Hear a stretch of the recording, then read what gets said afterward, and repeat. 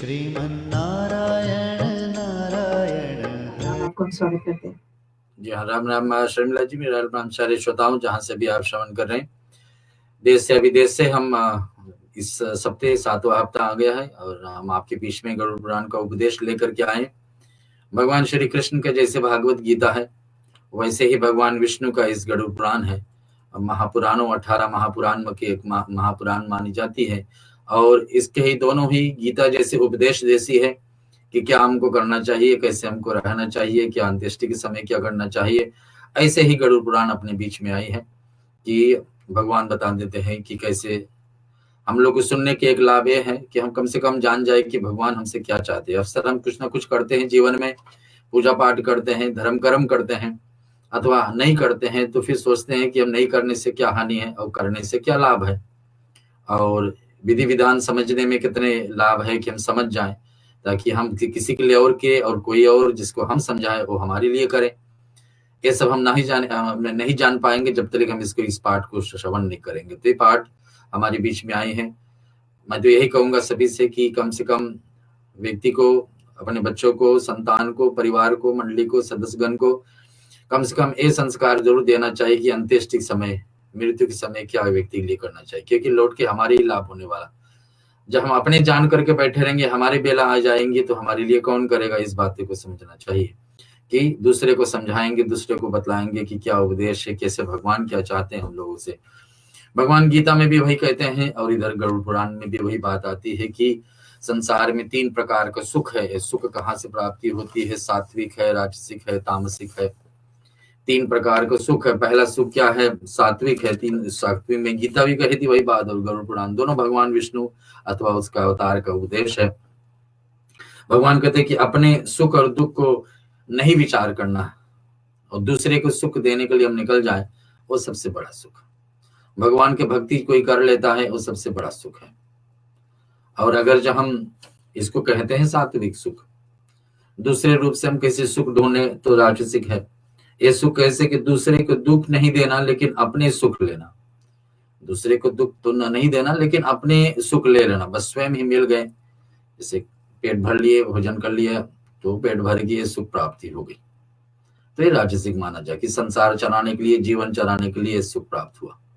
और तीसरी सुख क्या है? तामसिक, कि दूसरों को दुख दे करके, चाहे दूसरा जीव हो, चाहे मनुष्य हो, परिवार के सदस्यगण हो या नहीं हो, चलते फिरते कोई जीव हो, उनको दुख दे करके सुख खोजना।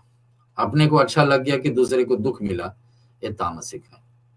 तो 3 प्रकार का सुख और 3 प्रकार का दुख विषय में गीता में भी भगवान कहें, और इसी प्रकार से भगवान विष्णु गरुड़ जी को उपदेश के रूप में बताते हैं कि सुख और दुख ऐसा नाता है। सबसे बड़ा सुख तो है कि जिसके पास अवसर मिल जाए कि भगवान को भक्ति करने के लिए हर दिन प्रतिदिन, सबसे बड़ा सुख। अथवा दूसरे क्या है कि हम दूसरे को सुख दें, अपने तो चाहे तकलीफ सह ले लेकिन दूसरे को सुख दे दें। अपने चाहे सुख हुआ चाहे दुख हुआ, लेकिन दूसरे को किसी न किसी प्रकार से, चाहे कुछ दान के रूप में, चाहे किसी रूप से किसी को आंसू पहुंच दे, वो सबसे बड़ा सात्विक रूप से सुख माना जाता है। ऐसे गीता और गरुड़ पुराण का दोनों को उपदेश है। चलते माँ भगवान श्री गणेश जी को ध्यान करते हुए आज का पाठ को शुभारंभ करें। पंडित जी हमारे साथ में थोड़े क्षण में आएंगे। और ऐसे आषाढ़ महीने का नवरात्रि भी चल रहा है। आज सप्तम रात्रि है, 7वां रात है, माँ काली का रात है, और इसमें भी चर्चा पंडित जी से लेंगे और देखते हैं भारत में क्या चल रही है इस समय।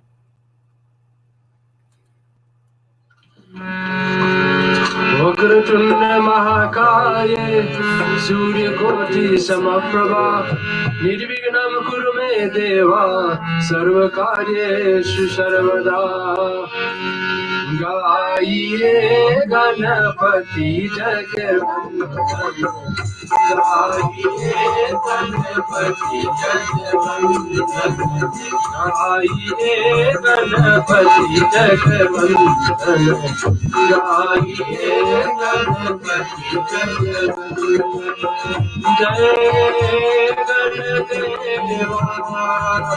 जय गणदेवा, जय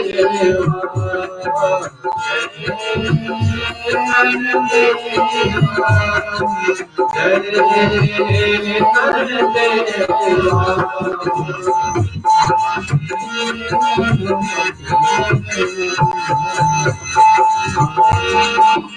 सिद्धि सदन गज मदन विनायक कृपा सिंधु सुंदर सबलायक सिद्धि सदन गज मदन विनायक कृपा सिंधु सुंदर सबलायक गाइए गणपति जगत गाइए गणपति जगत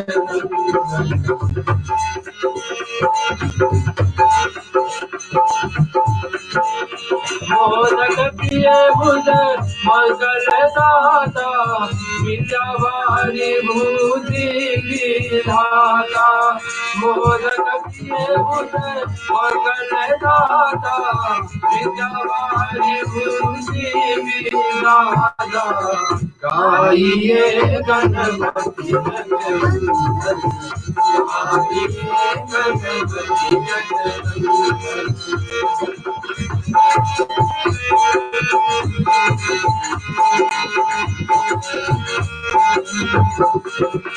मांगत तुलसीदास कर जोरे वसहि राम सिय मानस मोरे मांगत तुलसीदास कर जोरे सिय मानस मोरे गाइए गणपति जगत गाइए गणपति जगत जय गणदेवा जय गणदेवा जय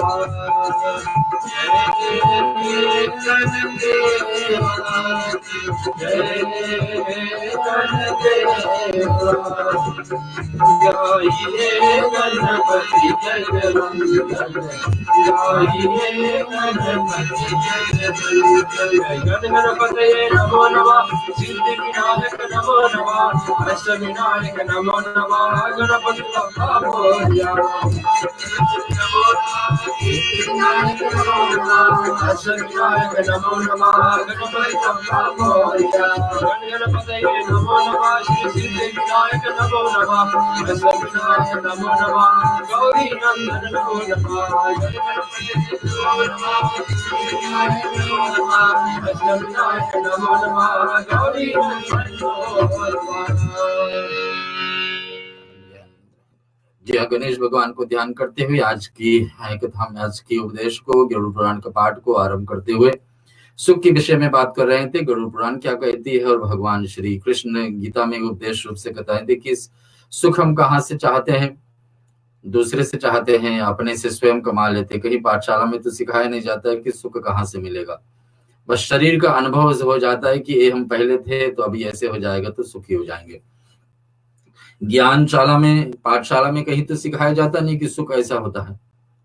तो फिर बस अपने में आनंद कैसे मिलता है, प्रत्येक व्यक्ति अपने ही कर्म से, इंद्रियों से, मन से, बुद्धि से ही खुशी खोजता कि कैसे हम खुशी रहे, कैसे हम सुख रहे। तो गीता और गरुड़ पुराण को माने तो 3 रूप से सुख है। दूसरे को सुख देना ही सबसे बड़ा सुख है। भक्ति पूजा करने के अवसर आपको मिल रहा है, समय मिल रहा है, सामग्री है, जगह है और कर रहे हैं, मन बैठ रहा है, ये सबसे बड़ा सुख भगवान कहते हैं। और दूसरा सुख राजसिक रूप में है, सात्विक रूप में दूसरी बनी है। और राजसिक रूप में क्या है कि अब बस अपने लिए पेट भर गया, इंद्रियां, कर्म इंद्रियां, मन का सुख मिल गया कि हम जो खाए, जो पिए, जो मिला उससे खुशी है, राजसिक। और फिर तामसिक कि हम दूसरे को दुख देख करके सुखी हुए, अपने आप सुख अनुभव कर लिए लेकिन दूसरे को दुख दिए। तो तीनों प्रकार के तो अपने अपने जगह पे भगवान बताते हैं ऐसा हमको ढूंढना चाहिए कि सात्विक सुख हो जाए, कि दूसरे की भी भलाई हो, अपने भी पूजा पाठ भक्ति में लीन रहे। यही तो हमारी पहचान, हम कितने अच्छा व्यक्ति हैं, कितने बुरे व्यक्ति हैं, क्या हम अच्छे कर रहे हैं, एक हम बुरे कर रहे हैं, ये हमारे मृत्यु के बाद पता लगता है। जीते जी तो सब सामने बोलेंगे यही बात कि आप अच्छे व्यक्ति हो, आप अच्छे सज्जन, जो जिससे को जो भी काम निकालना हो तो सब कहेंगे तुम ठीक है, तुम ऐसे है। लेकिन मृत्यु के बाद में क्या चर्चा आपके बाद में बारे में होती है तब पता लगता है कि इसलिए तो देर होगी, हम अपने आप को ना सुधार पाएंगे ना बदल पाएंगे। लेकिन जीते जी कोई अगर जो बता दे आपके कि आप में गलतियां है, कमजोरी है, तो समझना कि सबसे बड़ा आपका दोस्त है। क्यों? आपका हित के लिए, आपका भलाई के लिए बता रहे हैं। गीता और गरुड़ पुराण ही बता रही है कि आपको देखिए कि अपने कर्मों को सुधारने के लिए जीवन में हर बार ऐसा ऐसा उपदेश, चाहे गरुड़ पुराण हो चाहे ग्रंथ हो, इसको श्रवण करना चाहिए कि जीवन में हमको इसको पढ़ करके समझ करके जीवन में उतार सके। ध्यान मंत्र को बेला आती है, हम ध्यान मंत्र सुनेंगे थोड़े से। भगवान को 2-4 मंत्र तो एकाग्रित करके आपको सुनाना है, क्योंकि सुनने से, मंत्रों को सुनने से ही जीवन में प्रकृति बढ़ती है। मंत्र का यह महिमा है कि मंत्र अगर आप घर पर कर रहे हैं, पाठ कर रहे हैं, सबसे उत्तम मंत्र का फल है कि आप मौन होकर के बोले। मैंने अभी हम पाठ कर रहे हैं तो बोलना है बेटा, आवाज आपको कान तक पहुंचना है, लेकिन घर पर है पाठ कर रहे हैं तो मौन होकर के स्वयं आपका आत्मा ही श्रवण कर रहे हैं, आपका ओठ हिल ही नहीं रहा है। ये सबसे अच्छा मंत्र है। मंत्र में शुद्धता होना चाहिए, बोलने में भी, और आपका शरीर भी शुद्ध रहे तभी आप बोले। शरीर शुद्ध नहीं है, साफ सुथरा नहीं है तो मंत्र नहीं बोलना चाहिए, मंत्र को उल्टा असर पड़ेगा। मंत्र बोलने से शरीर में पॉजिटिव एनर्जी आती है, अच्छे गुण आते हैं, अच्छे भाव जागृत होते हैं मन में। और उस समय तुम आप गंदे अपने आप हो, साफ सुथरा ना हो और फिर चप्पल पहने हो ऐसे अवस्था में, तो फिर शुद्ध कहाँ। तो ऐसे मंत्रों को हम ध्यान मंत्र लगाए कि यहाँ पर आप घर बैठे श्रवण करें, 2-4 गणेश जी आदि स्तुति करते हैं, फिर आगे हम बांट लेंगे। हरि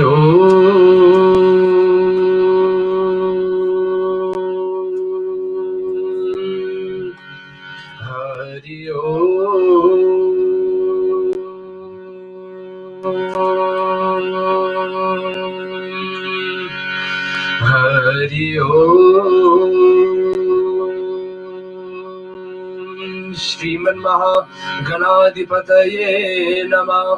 ओम श्री सरस्वतये नमः। ओम लक्ष्मी नारायणाय भ्याम नमः।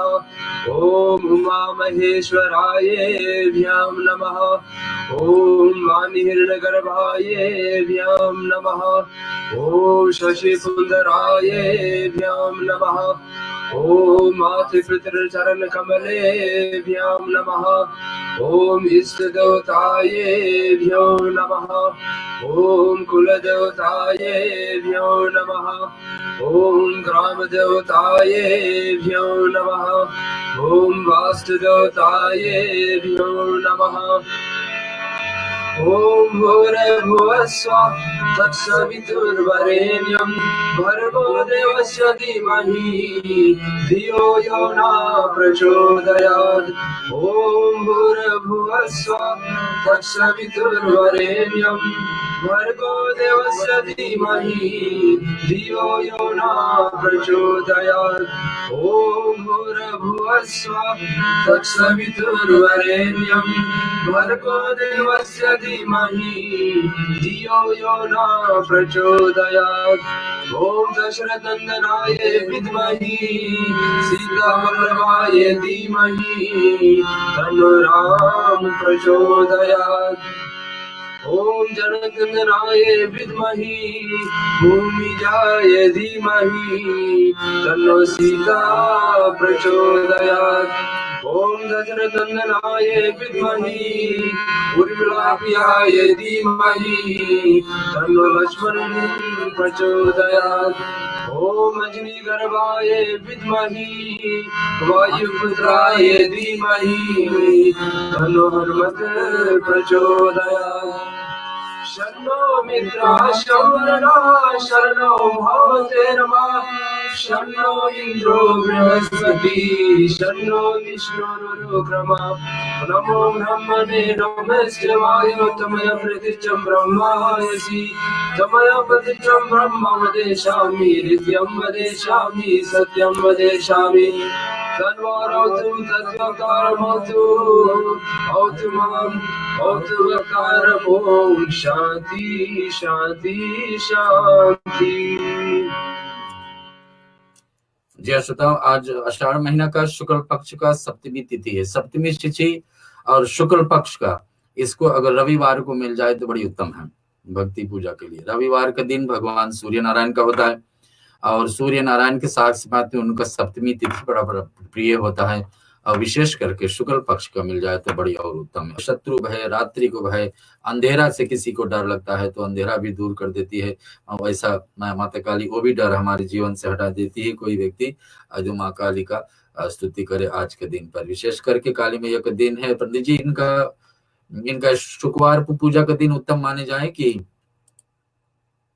जी जी हाँ, शुक्रवार के दिन वैसे, क्योंकि तिथि के हिसाब से आज गुप्त नवरात्रि आषाढ़ महीना का 7वां रात्रि पर माँ काली को ध्यान किया जाता है। अगर आपके पास काली मैया का चित्र है या छोटे मंत्र ओम क्रीम कालियाय नमः। हाँ जी, ओम महाकाली का जो बीज मंत्र है जी, जो बीज मंत्र है ओम ऐं महाकाल्यै नमः। जी, ओम ऐं महाकाल्यै नमः। जी हाँ, जी हाँ, बढ़िया, ठीक है। उसको ध्यान रखें, साधकों को याद रहे इस मंत्र को। और हम लोग यहाँ पर फेसबुक पे भी डाल रहे हैं, शर्मिला जी डाल रहे हैं, आप जिसको इसको श्रवण करेंगे। माँ काली का एक छोटे से भेंट एक भजन के रूप में हम लोग सुनते हैं, फिर आगे हम गरुड़ पुराण चल। पंडित जी उधर भी बता दीजिए भारत में क्या चल रही है कोरोना वायरस का इस बेला में। हाँ जी, कोरोना वायरस का तो इस समय ये महामारी बढ़ती ही जा रही है। वर्तमान में भारत में 5 लाख, 5.25 लाख कह लीजिए कि 5,28,000 से थोड़ा ऊपर ही यहाँ का स्थिति है मरीजों की। इतने पाए गए हैं मरीज, 5,28,000 लगभग 800 के आसपास है। पर भगवान की और माता रानी की विशेष कृपा है कि भारत में ठीक होने की जो संख्या है वो भी बहुत अच्छी है। 3,97,000 लगभग 4 लाख के आसपास लोग ठीक भी हो चुके हैं, स्वस्थ हो चुके हैं। बहुत कम मृत्यु दर जो है वो मृत्यु दर बहुत कम है और 16,000 लगभग 16,000 के आसपास लोगों की मृत्यु हुई है। पर आज के डेट में, आज के तारीख में भी लगभग थोड़े ही कम 20,000 आज के डेट में भी मरीज मिले हुए हैं। जी जी, जी, इस तरह की ये बीमारियां बढ़ रही हैं। हाँ, परिस्थिति खराब है। भारत तो 4 नंबर पे चलेगी दुनिया के हिसाब से देखा जाए। यहाँ भी इस इलाका में, यहाँ विक्टोरिया में भी थोड़े से दोबारा शुरू हुई है। आज मेरे ख्याल से आज या कल का बेला में जो नाम है 49 पीपल का 49 लोग पीड़ित हुए इस रोग से। कुछ तो बाहर से आ रहे, कुछ यहाँ लोकल भी। लेकिन कोशिश तो हर एक देश का यही है कि इससे जल्दी से छुटकारा मिले और माँ काली सहायता प्रदान करे। हम एक छोटी सी काली मैया का भजन, फिर आज का मूल पाठ में चलते हैं।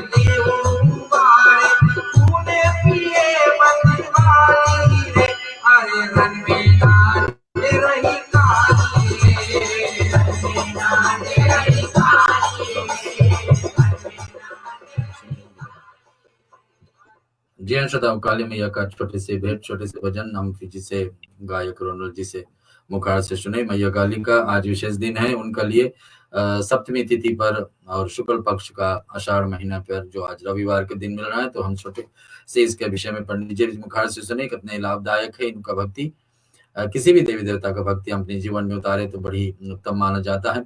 अवले विशेष करके काली मैया हमारे जीवन में शत्रु हटा दे और साक्षात में जीवन में भक्ति आराधना ला दे, और जीवन में जो भी भय जो भी डर होता है संसार से वो सब हटाने वाली माँ काली है। आगे हम गरुड़ पुराण के जो सुमिरन छोटे से है, भगवान विष्णु का गायन है, उसको हम सुनते। तिलक हम लोग को धारण करना चाहिए। भगवान विष्णु जब इस गरुड़ पुराण को उपदेश शुरू किया, पहले तो बहुत सारे भक्ति का बात बताएं कि जो तिलक हर एक व्यक्ति को, हर एक हिंदुओं को हमारी पहचान है। वैसे तो हिंदू कैसे हम पहचान लेंगे कि अपने आप को हम हिंदू हैं? अपने भाषा से, भोजन से, वस्त्र से, भूषण से, कि कैसे कपड़े हम पहनते हैं हमारी पहचान है कि हम हिंदू है, कहलाने लायक है कि नहीं। हम क्या भोजन करते हैं उससे हम पहचान होती है कि हम हिंदू है कि नहीं। और क्या हम भाषा बोल लेते हैं जो हम हिंदू है, संस्कृत भाषा है, हिंदी भाषा है, अपने समझ लेते हैं, बोल लेते हैं, तो एक सामने कम हमारी हिंदुओं की पहचान है। और चौथा बात है, कोई रास्ते में मुझे देख ले और पहचाने कि हिंदू है या ना है, तो माथे पर तिलक होना जरूरी है। अंग्रेज के जमाने में और इससे पहले मुसलमान के जमाने में जो मुगल राज में हो जाता तो लोग लुका छुपी कार्य नहीं करते थे कि कोई जान ना पाए कि हम सचमुच में हिंदू है। लेकिन आज तो जमाने में जरूर हमको अपने तिलक धारण करना चाहिए। भगवान शिव का भस्म अगर जो धारण कर रहे हैं तो त्रिपुण रूप में 3 रेखा अपने मस्तक पर बनाएं। इसमें भी शिव पुराण में कहा जाता है कि भगवान शिव बहुत प्रसन्न होते। कोई व्यक्ति का मुंह पे शिव जी का नाम होता है, ओम नमः शिवाय होते, जो रुद्राक्ष पहने होते और भगवान का भस्म धारण करने। लेकिन किसी और भी देवता का आप पूजन पाठ करते हैं, चाहे गणेश जी हो, हनुमान जी हो, विष्णु हो, माता रानी हो, तो उनका तिलक चाहे कुमकुम चाहे चंदन आप जरूर धारण करें। तिलक दोनों आंख का बीच का भाग में नाक से ऊपर के स्थान पर लगाना चाहिए। उससे हमारे शरीर, मनुष्य के शरीर कहा जाता है कि मस्तक के बीच में लगाने से शांति प्राप्त होती है, आपके मन भक्ति में लगा रहेगी। दिन भर आप भक्ति परायण उल्टे कर्म पे नहीं लगोगे जब तिलक का असर आपके जीवन पड़े। हमारे शरीर क्या कहा जाता है कि देवालय है, शरीर एक मंदिर है, और उस स्थान पर मस्तक के बीच में भगवान का निवास होता है। ऐसे जगह पर तिलक लगाने अपने अंदर की शक्ति हम जागृत करते हैं। तो ये बातें का ध्यान रखना चाहिए जब भी हम, ऐसे नहीं कि कहीं बाहर निकले तभी पूजा सत्संग में जाना तभी चंदन लगाना है या तो कुमकुम लगाना, सिंदूर लगा, लेकिन घर पर भी रहे हर दिन प्रतिदिन का आदत डालिए कि जरूर मस्तक पर एक ना एक चिन्ह आपको तिलक के रूप में, एक सुमिरन के रूप में हम गरुड़ पुराण का पाठ श्रवण करते हैं। फिर आज का 7वां सप्ताह का जो गरुड़ पुराण का इस धर्म खंड पे हम चल रहे हैं और उसको हम श्रवण करेंगे।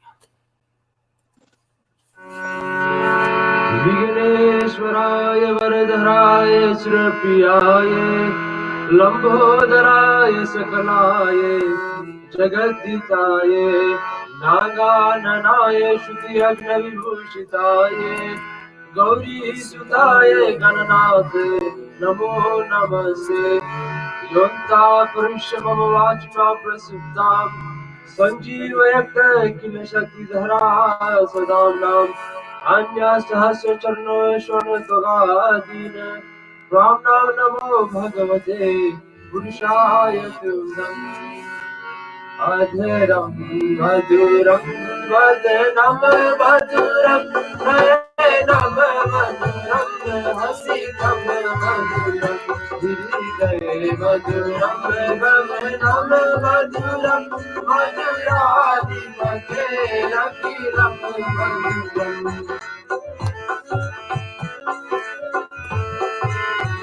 वचनं मधुरं चरितं मधुरं वसनं मधुरं चरितं मधुरं मधुरं मधुरं मधुराधिपते अखिलं मधुरं। वेणु मधुरो रेणु मधुरो वाणी मधुरा माधो मधुरं गीतं मधुरं शरीरं मधुरं मधुराधिपते अखिलं मधुरम्। गीतं मधुरं गीतं मधुरं रूपं मधुरं रूपं मधुरं रूपं मधुरं मधुरम तिलकम मधुरम मधुराधिपते रचिरम मधुरम करणम मधुरम शरणम मधुरम हरणम मधुरम स्वरणम मधुरम अमितम मधुरम शकितम मधुरम मधुराधिपते रविरम मधुरम कुंजा मधुरा माला मधुरा रमणा मधुरा मधुरा सलिलम मधुरम कमलम मधुरम मधुराधिपते अखिलम मधुरम गोपी मधुरा लीला मधुरा युद्धम मधुरा उत्तम मधुरम ईशम मधुरम श्रीशम मधुरम मधुराधिपते अखिलम मधुरम गोपा मधुरा गावो मधुरा कृष्ण मधुरा श्री शिव मधुरा ललितम मधुरम मणितम मधुरम मधुराधिपते रचिरम मधुरम मधुराधिपते रचिरम मधुरम मधुराधिपते रचिरम मधुरम। ऐसे मधुराधिपति भगवान लक्ष्मी नारायण के मुखार से एक गरुड़ पुराण उपदेश के रूप में भगवान गरुड़ जी को श्रवण कराए हैं। गरुड़ जी प्रसन्न यही था कि भगवान ने मनुष्य आपके जैसा रूप धारण करके धरती पर आते हैं। जितने जीव है सबसे उत्तम शरीर मनुष्य को मिला है, बुद्धि भी इनका उत्तम है और मनुष्य ही समझ पाएगा कि क्या संसार में करना ठीक है, क्या नहीं करना है, कैसे करना चाहिए, क्या नहीं वस्तु। इस अनेक प्रकार के सुख का साधन खोज पाएगा मनुष्य और फिर इसका अंतिम बेला क्या होती है। भगवान विधि विधान बताए पहले से। सबसे तो अच्छा तो यही है कि व्यक्ति अच्छा से अच्छा कर्म करे। भगवान भी अपना सहायता कराएंगे, लेकिन अच्छा कर्म करना के हिसाब से आपको एक कष्ट मृत्यु के बाद में नहीं सहना पड़ेगा, दूसरे जन्म नहीं लेना पड़ेगा। ये सारी बात भगवान पहले से बतलाए। लेकिन गरुड़ जी का फिर प्रश्न है, जो पापी लोग हैं, जो इस काम को नहीं, इस बात को नहीं समझ पाएंगे, समझना चाहेंगे नहीं, या तो फिर उल्टे प्रभाव से उल्टे मार्ग पे चलते ही रहेंगे, उनके लिए क्या होता है। तो भगवान पिंड आदि विधि बताए हैं कि पिंड दान कैसे करना चाहिए, कब करना चाहिए और कहाँ कहाँ करना चाहिए, इसका विधान। पिछले सप्ताह तक हम पहुंचे थे 10 घाट का क्रिया तलिक पका हुआ पिंड, यानी कि चावल और दूध जल से पका हुआ काले तिल डाल करके 10 पिंड जरूर अर्पण करना चाहिए। वो व्यक्ति जो शरीर छोड़े हैं, जिसका आत्मा और शरीर अलग हुए हैं, उनका एक नया पिंड, नया शरीर प्राप्त होता है, उनका हाथ के बराबर हवा का रूप है। और आत्मा जो अभी तक भटक रहा हो जाकर उसमें प्रवेश करता है। आगे क्या होता है सुनिए, 11 दिन 12 दिन 13 दिन में क्या होता है, और यहाँ से आत्मा जब भगवान के लोग जाने लगती उस बीच में क्या होता है उसको सुनिए। भगवान बताते कि सुनिए, पहले तो एक पिंड अर्पण करने इस पृथ्वी पर वर्षसरग अत्र पुत्र पत्नी दौहिन यानी कि नाती पिता अथवा पुत्रों के द्वारा स्वजनों को मृत्यु के पश्चात निश्चय ही वर्ष करना चाहिए। यानी कि 11वें दिन का विधान भी भगवान बताते कि श्रवण कर ली। कितने लोग का आज की भी विश्वास से कोई व्यक्ति सज्जन व्यक्ति रहा हो, महात्मा व्यक्ति रहा हो, तो 10 दिन तक जरूर सूतक माने, उसके बाद में घर की शुद्धि माने। लेकिन कुछ लोग का विश्वास ये होती है कि 11 दिन ना निकल जाए, 12 ना निकल जाए, 13 ना निकल जाए, तब तक शुद्धि नहीं। तो व्यक्ति जैसे था, उसके जीवन कैसे था, उसके हिसाब से निर्णय लेना चाहिए। यहाँ बताया कि 11वां दिन के बाद में ही दान देना चाहिए घर से, उससे पहले नहीं।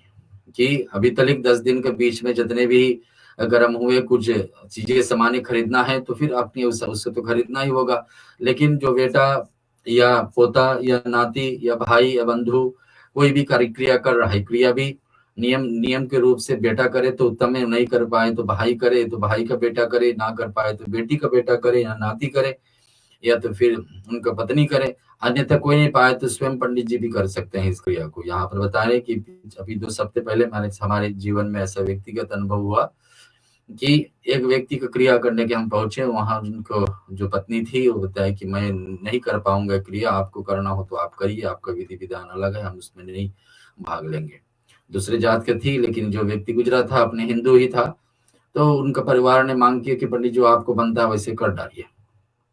तो उसमें मेरा मजबूरी आ गया, तो मुझे करना ही पड़ा, क्योंकि अब ना घर को। अब तीन में मेरे पास चॉइस थे, चाहे ना करे उठ के चले जाए, चाहे उनको माता जी से कहे कि आपको नहीं करना है करना, वो अशुद्ध रही तो वो भी नहीं कर, तो करने के तैयार नहीं थी, और तीसरे मैं स्वयं करूं। तो हमने सोचा कि मैं स्वयं ही कर देना ठीक है, क्योंकि किसी की भलाई करना ऐसे समय पर, किसी का सुख के बेला अंतिम बेला है उनका, अब तो जब दाह संस्कार हो जाएगा तो शरीर भी नहीं रहेगी, तो ऐसे उस समय पर हमने ही आगे आगे बढ़ करके उनको पिंड आदि क्रिया किए। दूसरे तीसरे दिन पर उनको अस्थि प्रवाह किए, और ऐसे ऐसे विधि विधान करके पुरोहित भी कर सकता है, कोई ना हो तो ऐसे विधान को समझना चाहिए। यहाँ पर भगवान बता रहे कि जब 10 दिन निकल जाए और व्यक्ति का नया शरीर प्राप्त हो जाए, प्रेत से पितृ बनने वाले हैं, अभी तक उसको प्रेत कहा जाता है, फिर उसके बाद में पितृ बनेंगे, और जब ऐसे अवस्था में हो जाएंगे तब उसके नाम से फिर आप दान कर सकते हैं। भगवान बता दें कि जैसे भी हो कि कोशिश तो यही रखना चाहिए। वैसे तो अकाल मृत्यु अच्छा नहीं माना जाता है कि अचानक में एक्सीडेंट से मृत्यु हो, लेकिन सबसे घबराहट वाली मृत्यु होती जहां पर व्यक्ति आत्महत्या करता। आत्महत्या के विषय में भगवान विस्तार से यहाँ समझाए कि कोशिश करके कभी के जीवन में किसी को ऐसा समय आवे कि आत्महत्या करने का मन में विचार बैठे तो कभी भी नहीं करिए। नहीं करिए करने का मतलब है कि अपने आप को, शरीर को समय से पहले आप नाश कर रहे हैं। अगर जो भाग में आपका लिखा है, ब्रह्मा जी भाग आपके लिखे, विधाता लिखे कितने वर्ष तक जीना है, उससे पहले आप अपने शरीर को नाश कर रहे हैं, तो आत्मा क्या जाएंगी? आत्मा तो भटके ही भटकेगी, आप जाओगे नहीं, शरीर नाश हो जाएगा लेकिन आत्मा यही भटकते रहेगी। आत्मा सब परिवार में देखेगी, जहां जहां भी आपके जीवन में अधूरा काम रहेगा सब आपको देखना पड़ेगा कि कुछ भी नहीं हो रहा है।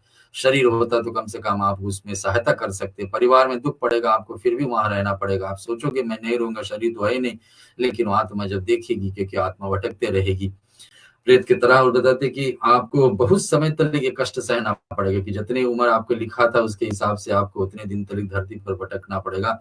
आत्महत्या और सबसे बुरा दशा का मृत्यु होती है।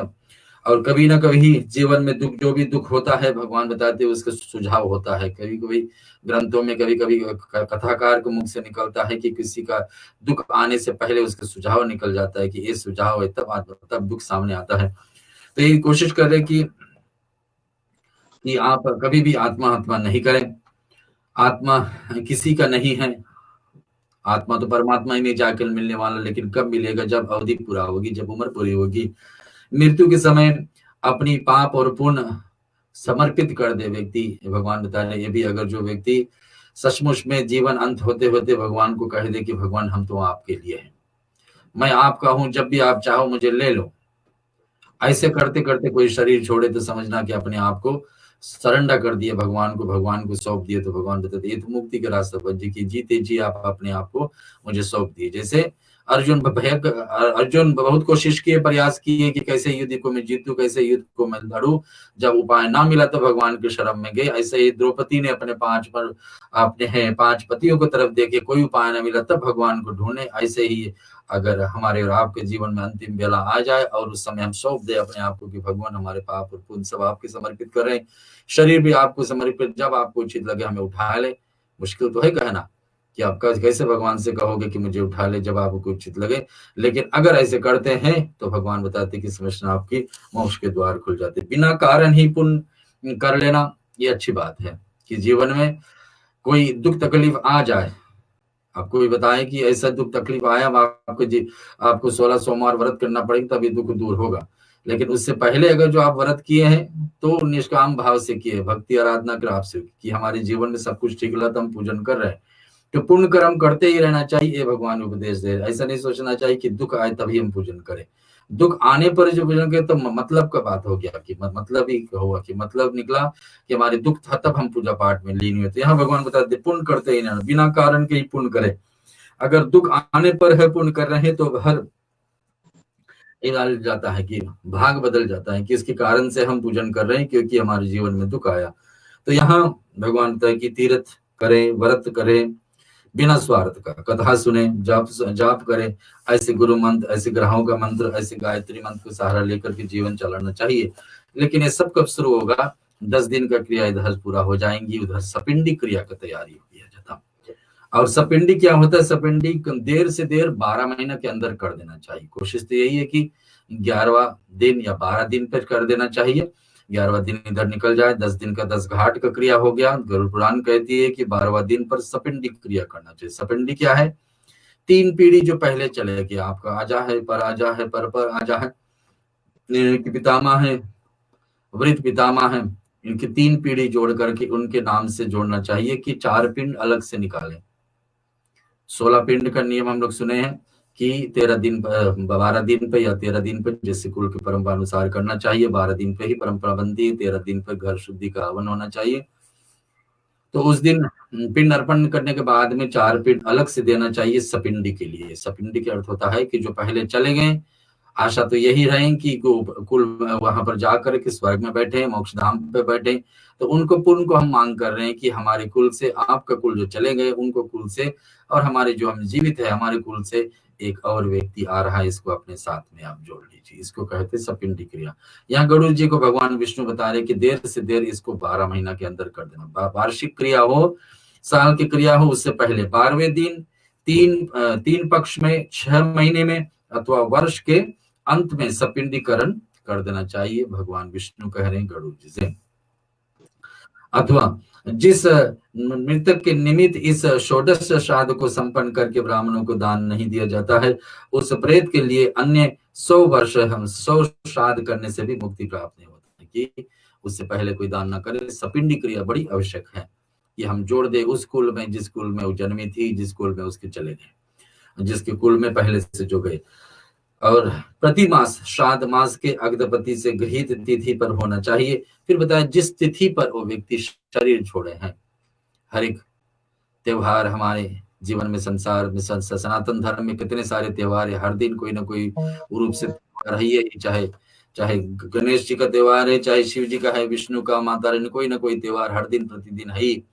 लेकिन तिथि के हिसाब से जिस तिथि पर हमारे पूर्वज ने शरीर छोड़े, उस तिथि को ध्यान करके, हर महीने उनके नाम से कुछ ना कुछ अर्पण करना चाहिए। चाहे घर पर ब्राह्मण बुला करके, चाहे स्वयं पहुंच करके मंदिर में, या कुछ पकवान बना करके बाहर रख देना, चाहे चिड़िया आदि के लिए, या तो जल और तिल अर्पण करे हर दिन प्रतिदिन। और पूरे 1 वर्ष तक भगवान विष्णु बता रहे कि उस व्यक्ति का नाम से एक दिया जलाना चाहिए, जब तक वो व्यक्ति का आत्मा भगवान की लोक ना पहुंच जाए। यह जैसे लिखा, हम आपको समझा रहे कि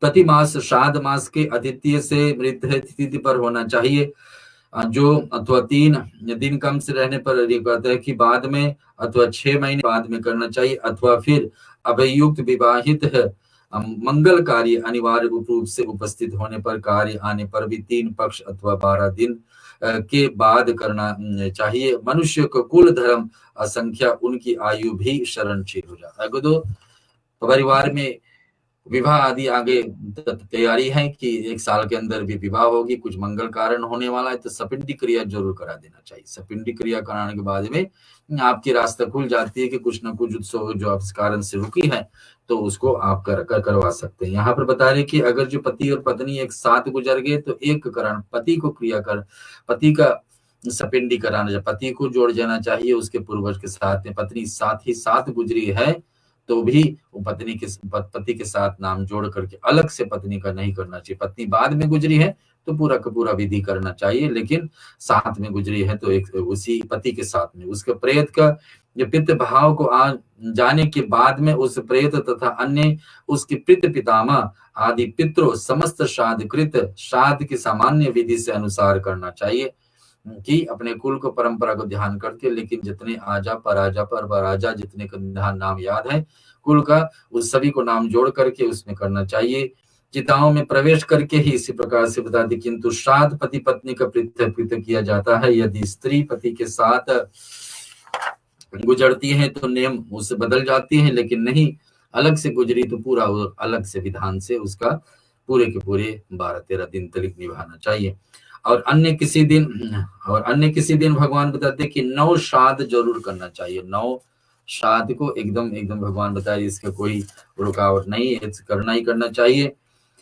ये नहीं होता है तो फिर भद्रा आती है, छोटे रूप से या बड़े रूप से धन का, जब कुल में कोई बड़े चले जाते, जैसे पिताजी चले गए, तो फिर बड़े बेटे को क्रिया करना चाहिए। पिछले हफ्ते हम सुने हैं बड़े बेटे को अपने पिता को क्रिया करना है, छोटे अगर जो माँ गुजरी है तो छोटे बच्चे को कराना चाहिए। ऐसा नहीं हो, ऐसा तो नियम लिखा है, लेकिन कोई नहीं है परिवार में, आगे पीछे है, छोटे देश विदेश का बात है, ऐसे समय जैसे अभी चल रही है, देश विदेश लोग पहुंच नहीं पा रहे, परिवार इधर उधर है, तो फिर जो सुविधा है उसके हिसाब से करना चाहिए। भगवान यहाँ बता रहे कि ऐसे भारतवर्ष में पंजाब का परंपरा में आती है कि लोग जो समय से उसको चौथा दिन को उठाला बोलते हैं। उठाला का मतलब होता है कि उस दिन जब क्रिया हो जाती है तो उस दिन अस्थियां उठाकर ले जाकर प्रवाह करते, घर पर गरुड़ पुराण करते, फिर जो परिवार का बड़े बेटे हैं उसको पगड़ी पहनाया जाता है, पगड़ी का रस्म बोलते हैं, और उसका रस्म के हिसाब से पगड़ी पहना करके उसको मामा जन उसको सौंपते कि बेटे आज के बाद में स्कूल को संभालने वाले आप हैं, आपके पिताजी अब चले गए। तो यहाँ गरुड़ पुराण क्या करे उसके विषय में कि देखिए, धन का बंटवारा हो जाने पर भी नौ श्राद्ध, सपिंडी श्राद्ध और षोडश श्राद्ध करने के अधिकार एक ही व्यक्ति को बनता है।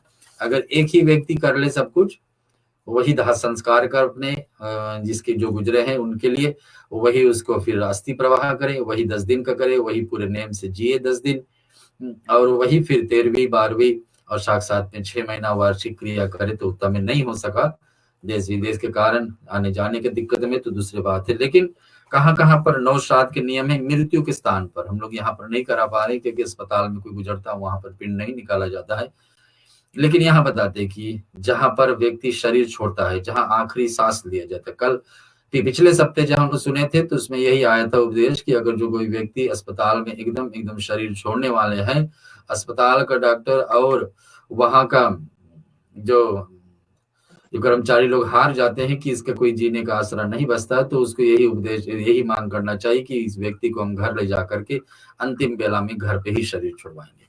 घर पर शरीर छोड़ने से उत्तम है, जैसे हम लोग पहले आप इससे सुनते आए कितने सप्ताह से, सबसे उत्तम रूप से शरीर छोड़ते हैं तो धरती पर लेट करके छोड़ते हैं, जहां पर गोबर से लिपा हो, कुश हो, काले तिल हो, मुंह में तुलसी हो, गले में तुलसी माला हो, मुंह में गंगा जल हो, ऐसे स्थान से शरीर छोड़ने वाला व्यक्ति को भी बड़ी पुण्यवान व्यक्ति को यह अवसर मिलता है। लेकिन अस्पताल में अगर जो शरीर छोड़ रहे हैं तो वो सब तुलसी तो आंगन में है ही नहीं, क्योंकि जिस आंगन में तुलसी बताते वहां यमदूत नहीं आते, लेकिन अस्पताल में तो बात अलग हो जाती। तो मृत्यु के स्थान पर एक पहला पिंड का नियम है, जो 5 पिंड अग्नि संस्कार के साथ में दाह संस्कार जिन दिन होता है उस दिन देना चाहिए। तो पहला पिंड तो मृत्यु के स्थान पर देना चाहिए। फिर शरीर जहां पर जाकर के, चाहे घर पर ला करके या तो फिर दाह संस्कार वाली जगह सेमेट्री पर, कब्रिस्तान पर हम जाकर क्रिया कर रहे हैं तो वहां पर फिर अस्थि प्रवाह दूसरा हुआ, पहला हुआ जहां शरीर छोड़े, जहां दूसरा जहां पर आग लगी, और तीसरा बताया जाता है कि अस्थि प्रवाह जिस दिन राखी सरवाएंगे। 5वें दिन पर भी, 7वें दिन, 8वें दिन, 9वें दिन, 10वें दिन, 10 दिन का क्रिया में हम लोग अवसर अभी आजकल के समाज में क्या चल रही है कि 10 दिन का 10वां दिन पर अस्थि प्रवाह के बाद में 10 पिंड निकाल जाती ताकि उसका 10 रूप से उसका शरीर, नया शरीर तैयार हो।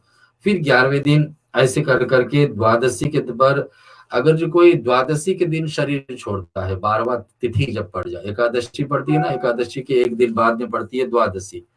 द्वादशी उत्तम तिथि क्यों माना जाता है कि द्वादशी आशय यही है कि कोई एकादशी का व्रत किए होंगे तो उसके लिए दूसरे दिन व्रत उद्घाटन करना है, और व्रत उद्घाटन के जगह पे वो शरीर छोड़ दे, तो व्रत करते करते ही शरीर छोड़े हैं तो बड़ी उत्तम माना जाता है कि द्वादशी के दिन अगर हम शरीर छोड़ रहे हैं 12 डे रहेगा। ये मैं ऐसे नहीं बता रहा हूँ कि शरीर महीने का 12 तारीख, ऐसे नहीं, 12वां तिथि होना चाहिए। एकादशी के एक दिन आप अपने पुरोहित से या तो कैलेंडर में या तो पंचांग में जरूर देख लिए कि 12 दिन कब पड़ा है।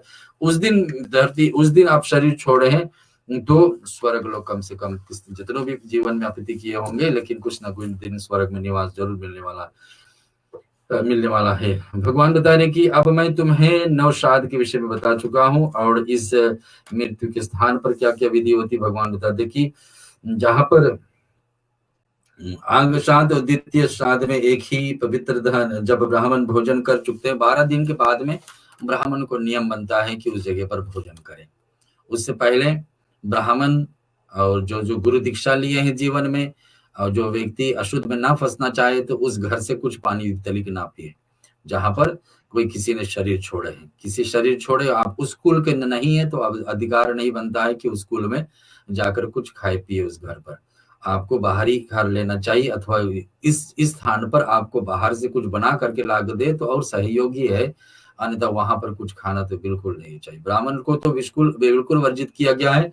बता दे कि 12 दिन का सपिंडी क्रिया हो जाए 12th डे पे, तब आपका अधिकार बनता है वहां ग्रहण करे। यहाँ पर यह भी बात आती है कि वहां पर यजमान और ब्राह्मण के बीच में प्रश्नोत्तर भी होना चाहिए कि ब्राह्मण से यजमान, यानी कि जो अपने माँ पिताजी इसके लिए भी क्रिया किए हैं, दान दे करके फिर पूछ सकते हैं, पूछ सकते हैं, ऐसे गरुड़ पुराण में लिखा है, जिसमें यजमान ब्राह्मणों से यह प्रश्न कर सकते कि मेरी सेवा से प्रसन्न है कि नहीं, कि जो दान में दिए हैं, भोजन करवाए हैं, उसमें पूछ सकते हैं कि आप इसमें से प्रसन्न है कि नहीं। ये बड़ी विचित्र प्रश्न है। अगर जो सचमुच में पूछ लिया जाए और ब्राह्मण कहे कि ना प्रसन्न नहीं है तो क्या करोगे। तो ये बात यहाँ पर पड़ जाती है कि हम वहां पर प्रसन्न में आपकी उस मृत स्वजनों से अच्छे लोग की प्राप्ति हो, कि हमारे परिवार में जो शरीर छोड़े हैं अच्छे लोग की प्राप्ति हो। तो यहाँ बता रहे कि हे पक्षीराज, ऐसा ये बड़ा यहाँ पर जो हर व्यक्ति ब्राह्मण से पूछने लगे कि जो दान देने के बाद में कि पूछने कि आप संतुष्ट है कि नहीं संतुष्ट है, तो ब्राह्मण उत्तर दे कि नहीं संतुष्ट है तो क्या करोगे।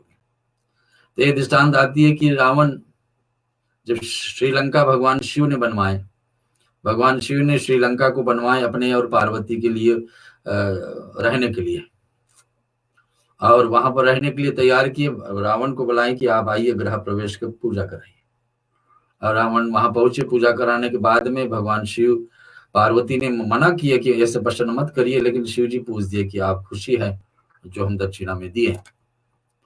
तो रावण कहे कि आप अगर जो चाहे तो जो आपको मैं बताऊं क्या मैं चाहता हूं दक्षिणा में। तो भगवान शिव ने कहा उपदेश दीजिए। तो उपदेश यही दिए कि जहां से आप आए थे वहां लौट जाइए, मैंने लंका हमारे लिए छोड़ दिए। पार्वती जी उसी समय रावण को, ब्राह्मण जात को श्राप देती कि आप कभी लालच में मांगना है तो लालच के कारण कभी आप धनवान ज्यादा नहीं रह पाओगे। खैर तो बात अलग है, लेकिन ये प्रश्न की बात यहाँ उठी कि ब्राह्मण से घर वाले पूछ सकते हैं कि आप संतुष्ट है कि नहीं। गरुड़ पुराण बता रहे हैं। हम आपको सुना रहे अशोच में विहित कृत अशोक की अवधि तथा 10 गात की विधि, साथ साथ में 13 दिन का विधि का विधान गरुड़ पुराण में जैसे बता रहे हैं। यहाँ पर पक्षीराज सुनो गरुड़ जी कि 13वां दिन एकादशी और द्वादशी के दिन श्राद्ध किया के बाद में उन दिनों में स्वयं प्रेत भी भोजन करता है, जिसके नाम से भोजन निकलता है, क्योंकि शरीरधारी तो हो गया। और उनके नाम से भोजन हम लोग निकालते हैं बाहर कहीं वृक्ष के नीचे दक्षिण की तरफ देख करके, साउथ डायरेक्शन में देख करके, और उस दिन प्रेत भी भोजन करता है। उन्होंने स्वयं प्रेत भी भोजन, और अतः स्त्री और पुरुष के लिए पिंडदान इन दिनों से दिया गया जाए, उसको अमुक प्रेत से निमित्त दिया रह जाता, ऐसा कहकर पिंडदान देना चाहिए। और पूरे वर्ष तल के नियम से कोई एक व्यक्ति जिए कि घर से बाहर कम निकले, और कम से कम एक दिया घर से बाहर हर दिन प्रतिदिन जलाए उस आत्मा के लिए। और याद रहे, हम सोचे कि अपने आप के ऊपर ज्यादा काम पड़ रहा है सब करने के लिए, लेकिन हम किसी के लिए नहीं करेंगे तो कल हम भी जाएंगे वहां, हम भी तो चाहेंगे हमारे लिए कोई सबकी विधि भी सब कुछ करे, ताकि जो हम नहीं कर पाए तो दूसरे के लिए हम कैसे आशा रखेंगे कि कोई हमारे बेटे आके करेंगे, संतान करेंगे, पोता करेंगे, कब कौन करेगा जब स्वयं हम किसी को लिए करने के तैयार नहीं। यही समझना चाहिए। दूसरे के अंत्येष्टि क्रिया के, दूसरे के 13 दिन तक आप पूजा का तैयारी कर रहे, इस बात को बार बार सोचे आप। अगर हम नहीं इनके लिए कर रहे, माँ पिताजी, आजा आजी, नाना नानी, भाई बंधु के लिए नहीं कर रहे हैं स्वयं, तो कैसे हम आशा रखेंगे कोई और हमारे लिए करेंगे। ऐसे बुरे आदतों को हमारे जीवन से हटाइए। सुताओ, एक भजन हम सुनते हैं जिसमें हम बताता जाता है कि अपने मृत्यु के लिए हम कैसे तैयारी करते हैं। इसमें सोचना चाहिए कि हम किसका, सबके भलाई के लिए अगर जो करेंगे, जिसका जरूरी उत्तम से उत्तम काम करेंगे, तो हमारे भी जीवन में ऐसा ही समय आएगा कि हमारे लिए कोई और करेंगे।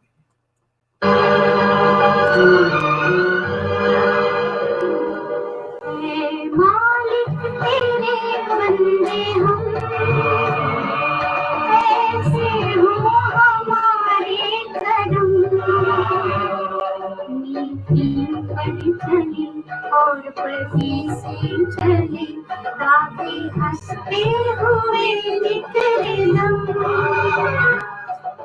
मालिक तेरे बंदे हम।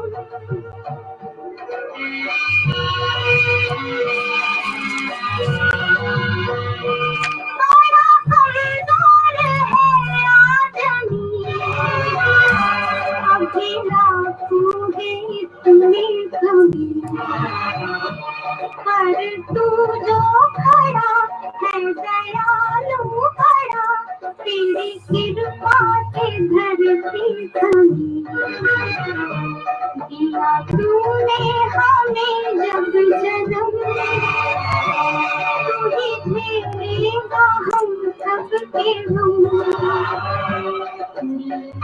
कर चले और बड़ी से टले, काफी हंसते हुए निकले दम।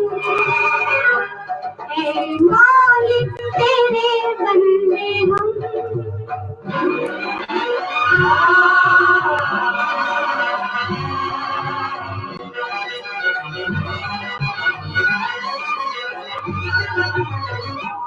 जब जुल्मों का हो सामना, जब जुल्मों का हो सामना, तब तू ही हमें थामना। वो बुराई करे हम भलाई भरे, नहीं बदले की हो कामना।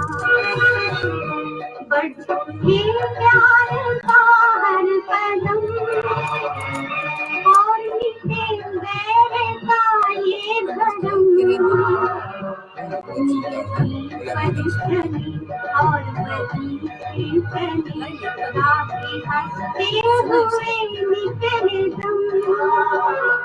हे मालिक तेरे बंदे हम।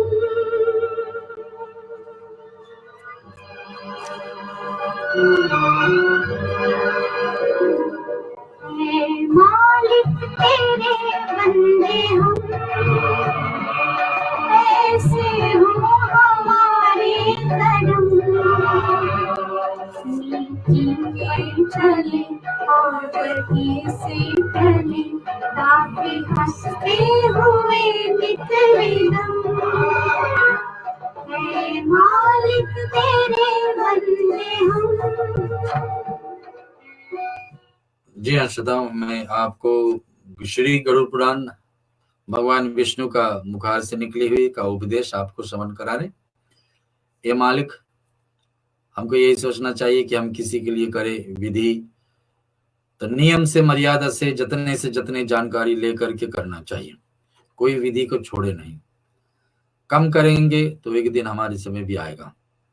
हो सकता है जिसके लिए हम कर रहे हैं वो कम पाप किए होंगे, हो सकता है जिसके लिए हम क्रिया कर रहे हैं वो ज्यादा पुण्यवान हो या कम पुण्यवान हो, लेकिन हमारे बेला आएगा तो हम स्वयं अपनी जज कैसे रहेंगे कि हमने जीवन में क्या किया और हमारे लिए लौट करके बेला गई धरती है।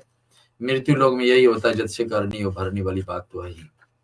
लोग हमेशा कहते हैं कि दान की वस्तु इतना बनती है कि ब्राह्मण को कोई इतना दान देना चाहिए।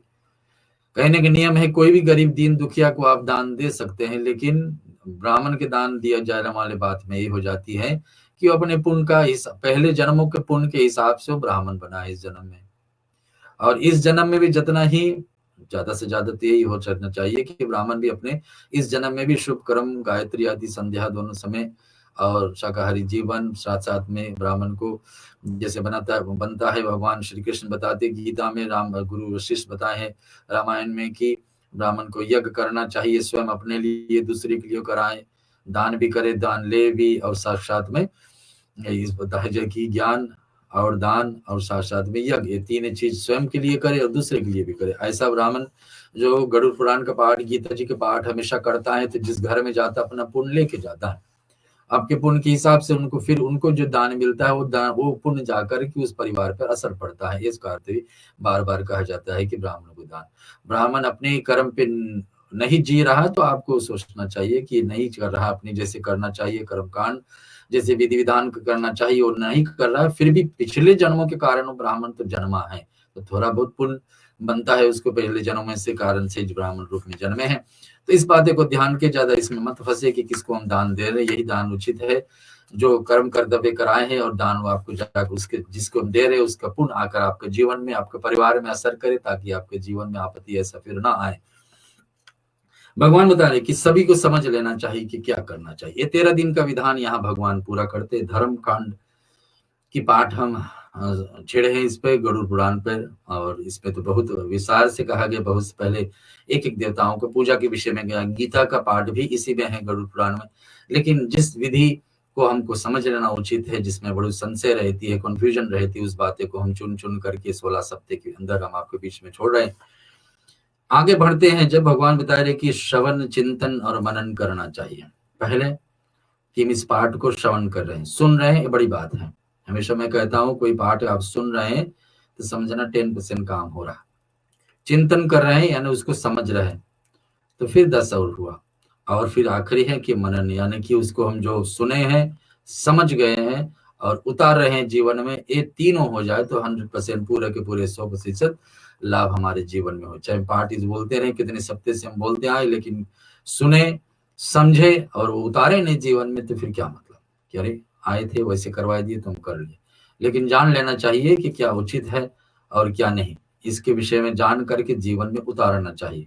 कभी ऐसा ना हो कि हमको पता हो और कुछ, लेकिन कोई और करवा रहा तो हम करते जाए।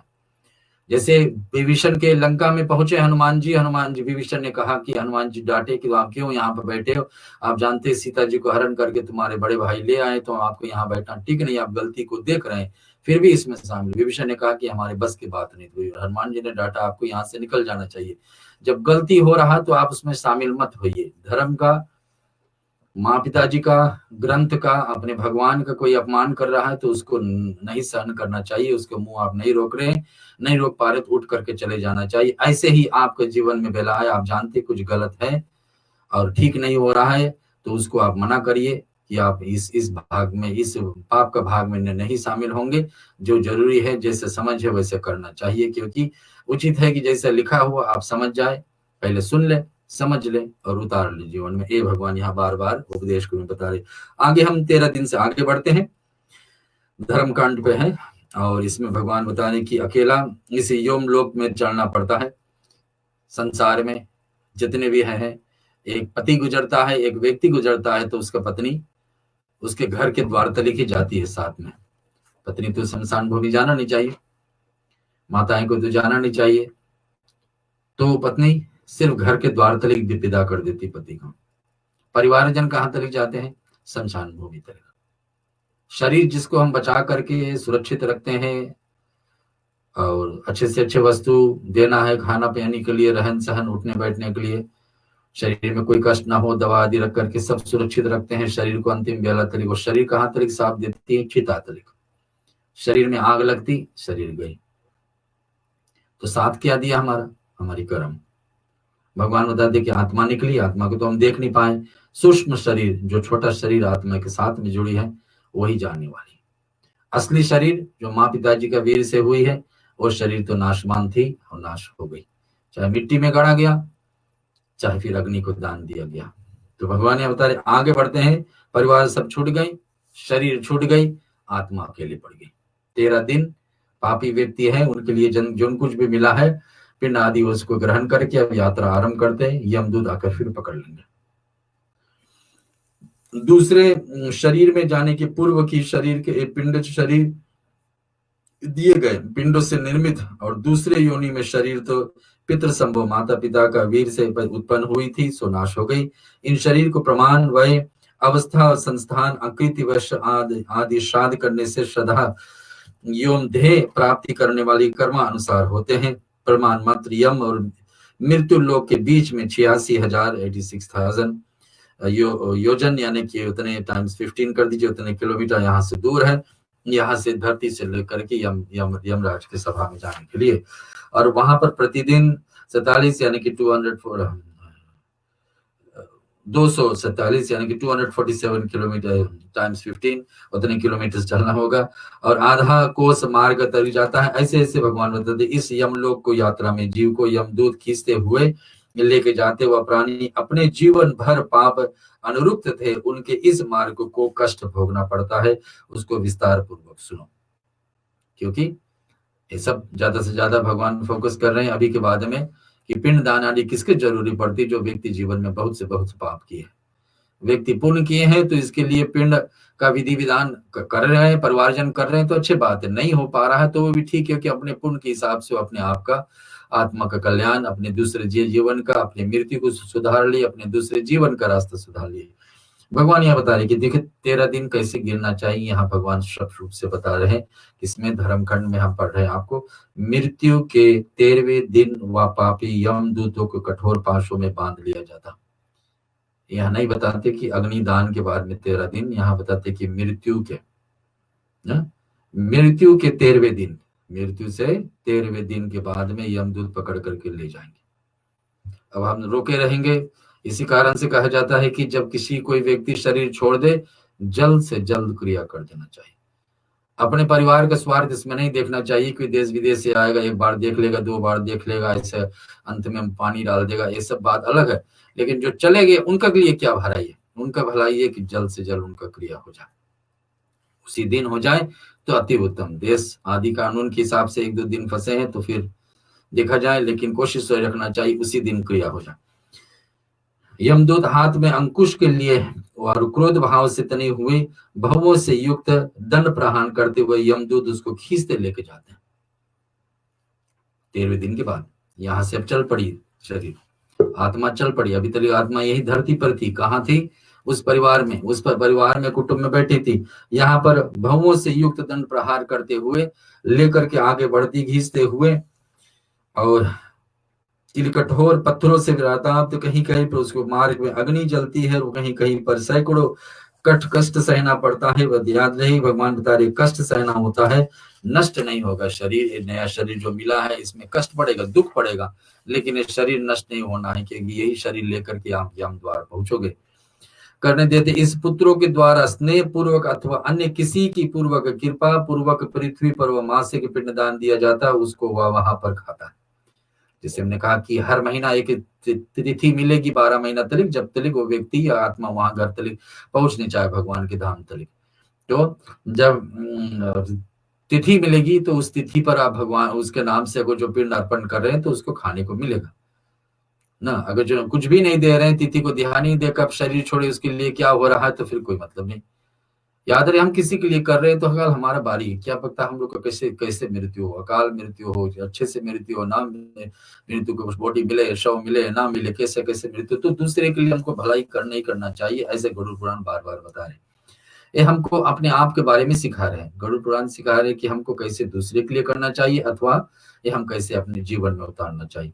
जब वहां से उसकी यात्रा सौरीपुर पहुंचता है, चलता हुआ मार्ग में यमदूतों के द्वारा मृतगणों को पीटा जाता है। वह दुखों से अत्यधिक पीड़ित होकर वह इस प्रकार से विलाप करता है, जलाशयनेव कृतं मया दत्तं मनुष्य तित्रेयं पशु पक्षी तृप्ततेः गोत्रीप्त हितोर्णः च गोचर कृतः शरीर ही निस्तरयत तयातां कृतम्। तो भगवान ये बता रहे कि उस जन्म में मनुष्य और पक्षी पक्षी संतुष्टि के लिए मैंने जलाशय नहीं खुदवाया। तो क्या क्या काम करना चाहिए यहाँ भगवान बता रहे कि धरती पर हम गए हैं तो दूसरे के भलाई के लिए। जैसे बताएं कि सबसे बड़ा सुख क्या है, सबसे बड़ा सुख क्या है कि दूसरे को हम सुख दे रहे हैं और अपने कुछ मिले या ना मिले। तो दूसरे का सुख यहाँ भगवान एक बताएं, उस जन्म में मनुष्य रूप में पाए और कहीं पर जलाशय नहीं खुदवाए, समाज के लिए कोई कुआं नहीं खुदवाए, कोई तालाब नहीं खुदवाए कि समाज को भलाई हो। इसमें गौओं के शुद्ध शांति के लिए गौचारा भूमि दान नहीं दिए, गाय को चारा के लिए स्वयं गाय नहीं गौ दान कर रहे हैं तो अच्छी बात है। गौ के साथ साथ में गौ को रखने के लिए, गौ को चारा के लिए भी दान दे रहे हैं। याद रहे गौ इतनी महान है कि गौ में ही सारे 33 करोड़ देवी देवताओं का निवास माना जाता है। गौ इतनी महान है, तो इस गौ को हम नहीं दे रहे हैं कुछ है, इस गौ को हम कुछ नहीं दे रहे, गौचर भूमि नहीं दान करिए हैं। अतः हे शरीर जैसे तुमने किया है उसको ऐसे आप सहन कर। कौन कर रहे हैं? यमदूत कह रहे हैं उस आत्मा को। उसे सौरीपुर काम रूप इच्छा अनुसार शीतल एवं गतिशील राजा राज्य करते हैं। एक एक नरक में अलग अलग नाम दिया गया है, वहां पर कौन कौन पाप के कारण हम पहुंचते हैं, जैसे भगवान बताएं वैसे आप सुना देते हैं। और ग्रसित अनिष्ट शंका से ग्रस्त होकर के त्रिपाक्षिक पुत्र आदि के सज्जनों से द्वारा पृथ्वी पर दिए गए जल युक्त पिंड तो कहकर आगे बढ़ता है। वहां से वो आगे बढ़ता हुआ मार्ग में यमदूतों के खगड़ प्रहार से अत्यंत पीड़ित होकर वह इस प्रकार पड़ा पड़ता। न नित्य दानम नवगाहिकम कृत पुसतम तदतम नाहित है वेदशास्त्रे पुराण दृष्टे नहि सेविताम शरीर ही निस्तरम यत तवयं कृतयं कृतम। हे शरीर मैंने जलादि का सदा दान नहीं किया है और ना तो नियम से प्रतिदिन गाय के लिए लेपचित गौग्रास आदि दिन के, यानी कि गाय नहीं दान किया एक बात है, आमदनी नहीं थी नहीं दे पाए, गौशाला नहीं बनवाए दूसरी बात, गौ का चारा तो जरूर दिलवा सकते हैं।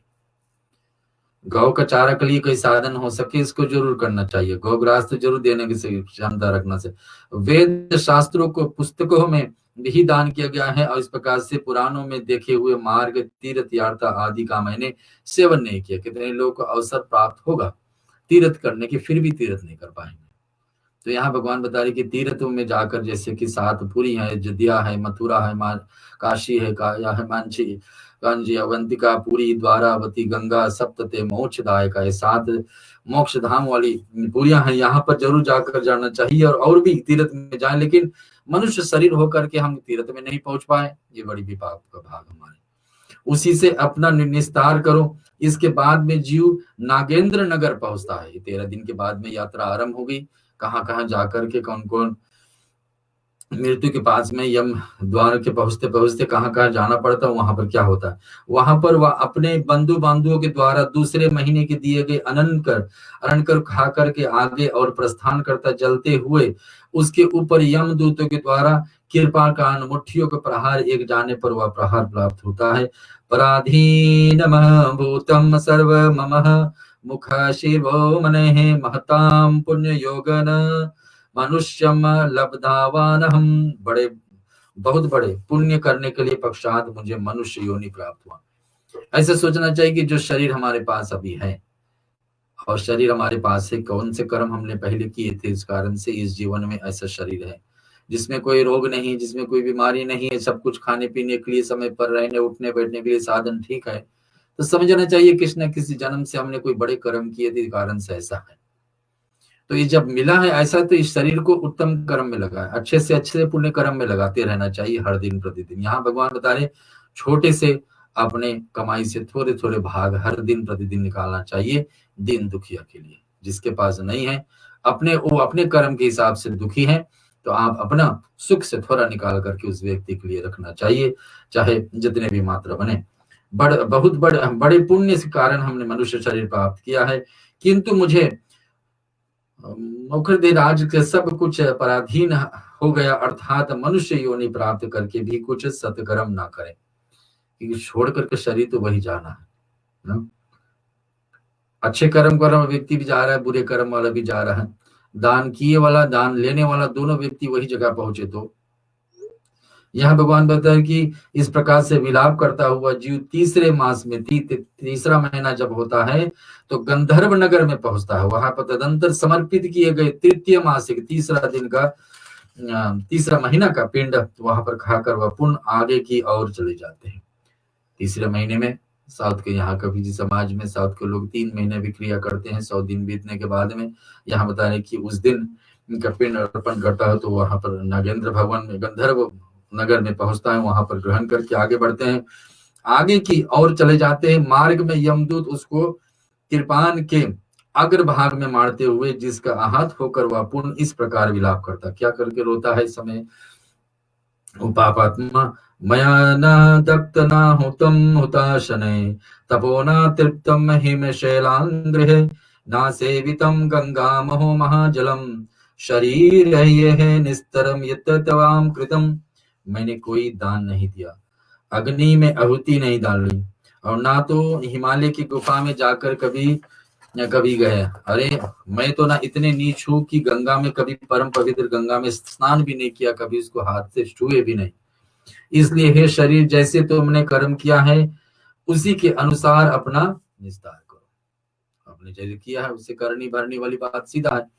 तो बता, हे पक्षी जी सुनो, चौथे महीने में वो शैला गमनपुर पहुंच करके वहां उसके ऊपर निरंतर पत्थरों का वर्षा होता है। याद रहे, शरीर जो है वो कष्ट बार बार सहते रहेगा, कष्ट सहेगा, लेकिन उसको नष्ट नहीं होगा। और वहां पर पुत्रों के द्वारा किए गए चतुर्थ मास में चौथा महीना का पिंड प्राप्त होकर जीव सरकर करते हुए, किंतु पत्थरों के प्रहार अत्यंत पीड़ित होकर वह गिर पड़ता है और रोते हुए यह कहता है, क्या कहता है, ओ आत्मा, ना ज्ञान मार्गो न चह योग मार्गो, न कर्म मार्गो न चह भक्ति मार्ग, ना साधु संगतम किमपि श्रुतम मयाम शरीरे निस्तरम यत तवेतम कृतम।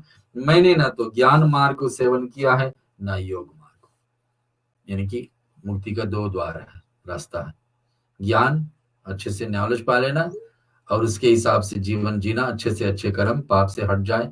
सबसे अच्छा कर्म यही है कि पाप से हट जाए और दूसरे को आंसू पोंछने की हम शुरुआत कर दे, ऐसे साधन खोज ले। दूसरा है योग, यानी कि भक्ति पूजा आराधना, इसको कर करके भगवान को पाए। यह भगवान बता रहे कि सुनिए, भक्ति के मार्ग नहीं अपनाया, साधु संतों के साथ करके उनसे कुछ हितैषी बात भी नहीं सुनी, अतः हे शरीर, तब जैसा तुमने किया है उसके अनुसार अपना निस्तार करो। मृत्यु के 5वें महीने के में कुछ कम रह जा दिनार में क्रौंचपुर पहुंचकर वहां उस समय पुत्र आदि के द्वारा गए उन्मासिक श्राद्ध के पिंड और जल का सेवन करके वहां पर घड़ी विश्राम मिलती, एक घड़ी यानी कि 24 मिनट उसको विश्राम मिलती है। इस प्रकार से गरुड़ जी इसके बाद छठे महीने में, जो 5.5 महीना में 6 महीना की क्रिया हम लोग करते हैं, क्रूरपुर पहुंचता जाता है। मार्ग में वहां पृथ्वी पर दिए गए पक्षम मासी का पिंड खाकर जलपान करता है। तपश्चात वह क्रूरपुर होकर के और फिर बढ़ता है, किंतु यमदूत मार्ग में उसको कठिन अस्त्र विशेष द्वारा मारते हैं, जिससे वह गिर पड़ता है और इस प्रकार से विलाप करता है। क्या विलाप करता है? अपने आप से सोचता है कि ये मातरणाम पितृभारते सुता मम स्त्रिये युष्माभि नोर्दित्रियस्ततम मनोवस्थताम प्राप्ति शरणम। हे मेरे माता पिता, हे भाई बंधु, मेरे पुत्र, मेरे पुत्रिये, मेरे स्त्रिये, आप लोगों ने मुझे कोई ऐसा उपदेश नहीं दिया जिसमें मैं उन दुष्ट कृत्यों से या बच सकता जिनके कारण मेरी इस प्रकार की अवस्था हो जाती है। अब बार बार जीव याद करता है कि क्या हम कर सकते थे, अपने शरीर से नहीं कर पाए। उसके लिए देर, जब तक शरीर है शुभ कर्म शुभ कर्म शुभ कर्म में लगे रहे, जितने से हो सके अच्छे कर्म करते रहे। यही भगवान बार बार सोच रहे हैं। याद करोगे बाद में कि हमारे लिए कोई धरती पर कुछ कर दे तो पुण्य आकर हमको यहाँ असर करे, कौन करे? कर भी दिया तो उतना मात्रा में नहीं कर, अपने जीते जी अपने कमाई से, अपने हाथ से ही पुण्य करो, अपने हाथ से जितना हो जाए से करिए। दूसरे के भरोसा पे मत छोड़ के जाइए कि मृत्यु के बाद में कोई मेरे लिए करेगा, अपने से ही करिए। इस प्रकार से विलाप करते हुए, यानी पछताओ के बाद में, यही बता रहे करते हुए जीव यमदूत से कहते कि अरे मूर्ख, यमदूत उससे कहते कि अरे मूर्ख, तेरी कहाँ गई माता, तेरी कहाँ गई पिता, तेरी कहाँ गई स्त्री, ताई कहाँ गई पुत्र, तेरी कहाँ गई मित्र, तेरी कहाँ गई पत्नी ना? तू अकेला ही चलते हैं और मार्ग में अपने द्वारा ही किए गए दिष्ट कृतम फल का उपभोग है। अपने से किया हुआ ही कर्म का भोग आप फल आप भोग रहे हैं। दूसरे के शक्ति आश्चर्य करना व्यर्थ है, दूसरे के सहारा लेना व्यर्थ है, यानी कि बेकार है। और परलोक में जाने के लिए पराये आश्चर्य की आवश्यकता नहीं होती है। वहां पर स्वकर्मजित पुण्य की साथ ही देता होता है। तुम्हारे तो उसी मार्ग के गमन निश्चित था जिस मार्ग में किसी क्रय विक्रय द्वारा जाता है अपेक्षित सुख साधनों को संग्रह नहीं किया जा सकता है। इसके बाद वह जीव विचित्र नगर के लिए चल देता है। रास्ते में यमदूत उसके शूल के प्रहार आहार करते, जिसके कारण वह दुखित होकर के इस प्रकार से विलाप करता है। कृत यामी न हिम गामी जीवितम महामति सम्मरण पूर्ण में। हाय, मैं कहाँ चला रहा था? मैं तो निश्चित था कि जब जीवित नहीं रहना चाहता हूँ फिर भी जीवित हूँ। मरे हुए प्राणी की मृत्यु पुण्य नहीं होती है।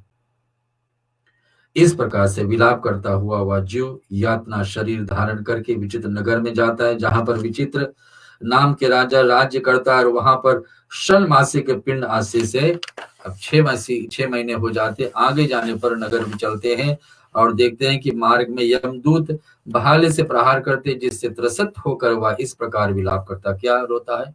6 महीने के बाद में जहां पहुंचता है तो क्या रोता है? माता भ्राता पिता पुत्र कोर्पितमय वर्तते नावा यो मामा मोदुरुते पापम पतंत दुख सागर।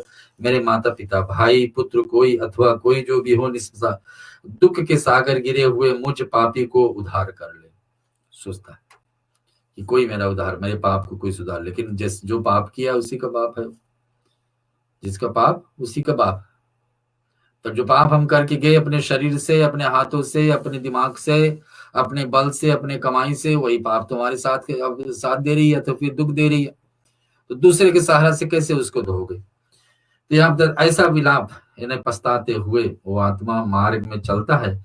उसी मार्ग में वैतरणी नदी आ जाती है। वैतरणी नदी के विषय में आज नहीं, हम अगले सप्ताह लेंगे।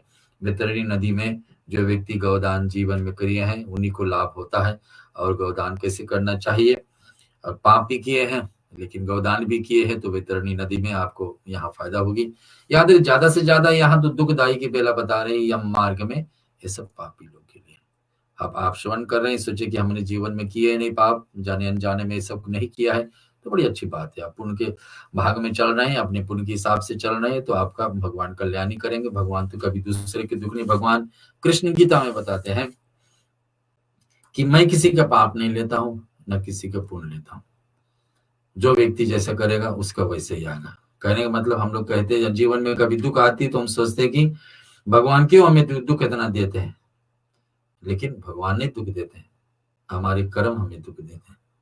कभी हम ये कुछ कहे होंगे, उस कारण से आज लौट करके हमारे जीवन में ऐसा दुख आया। और भगवान भी कभी कभी दुख और सुख के बीच में आकर खड़े हो जाते हैं। कृष्ण भगवान की महाभारत जब चल रही थी, आप सुने होंगे। अब जयदत्त ने अर्जुन का पुत्र अभिमन्यु को वध किए, और जब शरीर छोड़ दिया और लोग भी उसको वध किए, लेकिन जयद्रथ ने ज्यादा किया। और अभिमन्यु जब गुजर गए तो जयद्रथ ने मृत्यु प्राप्त हुआ, नीचे गिरा है, फिर भी उसको लात मारे, फिर भी उसको लात मारे। अर्जुन को जब पता लगा कि इस दशा में हमारी बेटी को मारा गया है, और तो फिर बता दे क्या करते हैं।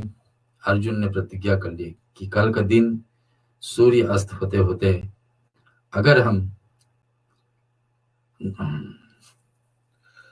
हम इस जयदत्त को मृत्यु नहीं देते हैं तो मैं अग्नि समाधि ले लूंगा, अग्नि में प्रवेश करके अपने आप को समाप्त करूं। भगवान कृष्ण ने डांटे, अर्जुन ऐसे क्यों कर लिए? कल वो आएगा ही नहीं युद्ध में, तब जयद्रथ जब युद्ध में आएगा ही नहीं तो आप कैसे इसको मार पाओगे? अर्जुन क्रोध में था और ऐसे कर भगवान को अब देखना है कि एक भक्त है। अब अपने आप में बात ऐसे छेड़ ली है, बात ऐसे छेड़ ली है कि मैं इसको मृत्यु दे दूं, अग्नि समाधि ले लेगा। बताइए, 5 पांडवों में सबसे श्रेष्ठ। दूसरे दिन का युद्ध हुआ, सभी कौरव और पांडवों के बीच में। महाभारत का समय था, गीता के उपदेश भगवान दे रहे थे कृष्ण अर्जुन को, और वैसे समय आ गया कि सूर्य अस्त होने वाला है।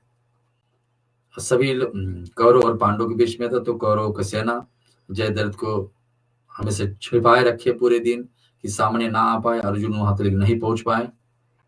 उतने में भगवान देखे कि ये तो अब समाप्त होगा, सूर्य अस्त हो जाएगा, और अर्जुन का क्या दशा होगा, मेरे भक्त को मुझे बचाना पड़ेगा। भगवान भी कभी कभी मार्ग बदल करके भक्तों को बचाने के लिए आते, ऐसे कि तो नहीं। हमारे कर्म तो है, बुरे और अच्छे कर्म तो साथ देती, लेकिन भगवान भी जगह रास्ता मार्ग भटक फिर निकल करके आ जाते हैं। और इधर भगवान अपने हाथ उठाए, अपने माया शक्ति से सूर्य नारायण को अस्त होने की आज्ञा अनुमति मिल जाती। अब देखिए, शाम को 6 तो नहीं बजा है, सूर्य अस्त नहीं हुआ है, युद्ध तो चलते ही रहना चाहिए, लेकिन सूर्य ऐसे सभी को योद्धाओं को लगा कि आज सूर्य अस्त हो ही गया। स्वंग ध्वनि बज गई, सब तरफ जय जयकार हुई कि सूर्य अस्त हो गया, जयद्रथ नहीं मरे। भगवान की माया से, भगवान श्री कृष्ण अपने माया से सूर्य को अस्त करवाया। उसी समय दुर्योधन और कौरव के सेना आकर के खड़े हो जाते मुख्य लोग और चिता को तैयारी कर दे कि अर्जुन, आपने कहा था कि अग्नि समाधि लेंगे अगर जो जयद्रथ के नहीं मार पाए। ये चेता है और ये आग है, आप प्रवेश करिए, अपने वचन को सिद्ध करिए। और जैसे ही ऐसा समय आया, एकदम अर्जुन समाधि लेने वाले हैं, क्योंकि ऐसे वचन कहे थे कि हम नहीं कर पाएंगे तो सो। वैसे ही भगवान अपने हाथ उठाते हैं माया से और सब अस्त्र शस्त्र उस समय रख दिया जाता। और जयद्रथ भी तमाशा देखने सामने आ गया कि यही तो हमारे शरीर हमें मुझको मारना चाहता था, आज इनका अंतिम बेला तो मैं देख लूं, इनका अंतिम सांस तो देख लो, अग्नि समाधि लेने वाला है। सब रुकावट जितने थी सबको तोड़ करके जयद्रथ आगे आ जाता। उसी समय भगवान अपने माया से अपने हाथ उठाते हैं, और समय तो था ही नहीं। वचन ये था कि सूर्य अस्त में, शंख ध्वनि तो बज गई थी कि युद्ध समाप्त हो रहा, लेकिन अर्जुन का वचन था कि सूर्य अस्त होते होते अगर जो हम जयद्रथ को ना मार पाए तो अग्नि समाधि लेंगे। सूर्य नारायण फिर दिखाई दिए, समय तो था ही, बादलों में इतनी हो गई थी उस कारण से छिपे थे। और फिर सूर्य आई, भगवान ने कहा कि अर्जुन देखिए सूर्य अस्त अभी नहीं हुआ और तुम्हारे सामने तुम्हारा शत्रु खड़ा है, और जैसे आप प्रतिज्ञा कि इसको आज सूर्यास्त से पहले मारेंगे तो सामने खड़ा है इसको आप। तो ऐसे उठाते अपना धनुष और उसको हम वध करते हैं। तो भगवान भी कैसे कैसे अपने मार्ग बदल करके आ जाते हैं अपने भक्तों को रक्षा के लिए। भक्तों को रक्षा के लिए भगवान हमेशा खड़े रहते हैं, लेकिन हम भक्त बने तब तो। ऐसे बातों को लेकर के आज छोड़ते हैं। अगले सप्ते बड़ी विस्तार बैतरणी नदी की प्रसंग रहेगी, इसको आप जरूर जुड़े, ऐसे ही कोशिश करेंगे। 6:30 अगले सप्ते दूसरा प्रोग्राम हाँ, तो अगले सप्ते ऐसे ही आज थोड़े विलंब से शुरू के एक दूसरा प्रोग्राम 6:30 समाप्त होता है, तो हो सकता है 6:40 या 45 पे हम शुरू करेंगे। आपको फेसबुक के द्वारा सूचित किया जाता है। एक छोटे से भजन सुनते हैं, फिर पंडित जी हमारे साथ में जुड़ने वाले आज के इस हफ्ते का आने वाले राशिफल को सुनाते हैं।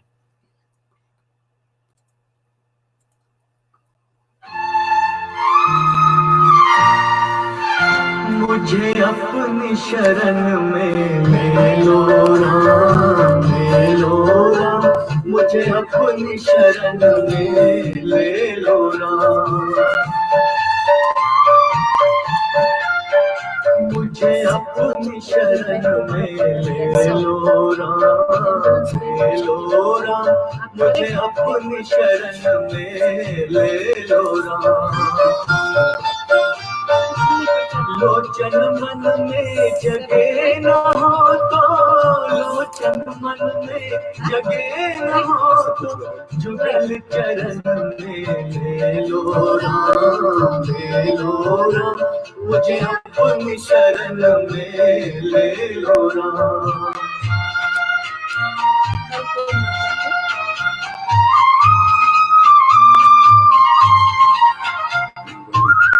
जीवन देके जाल बिछाया, रक्ष के माया नाच नचाया, चिंता मेरी तभी मिटेगी, चिंता मेरी तभी मिटेगी, जब चिंतन में ले लो राम, ले लो राम, मुझे अपनी शरण में ले लो राम।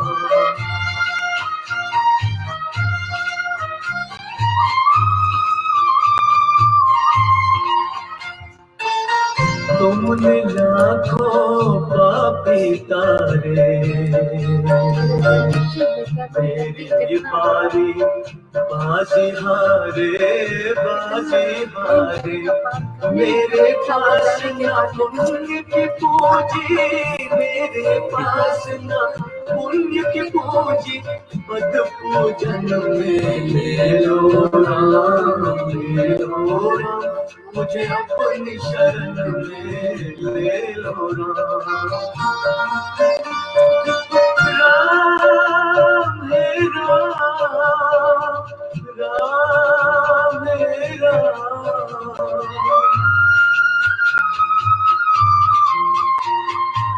घर घर अटको, दर दर भटको, कहाँ कहाँ अपना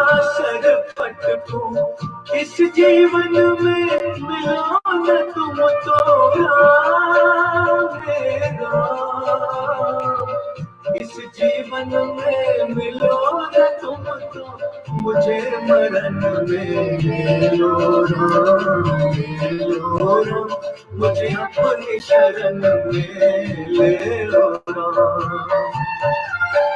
मुझे अपनी शरण में ले लो राम। जी अशोतम, जैसे यही है कि भगवान की भक्ति करते चले और अंत में यही मांग करे कि भगवान आपके शरण में आए।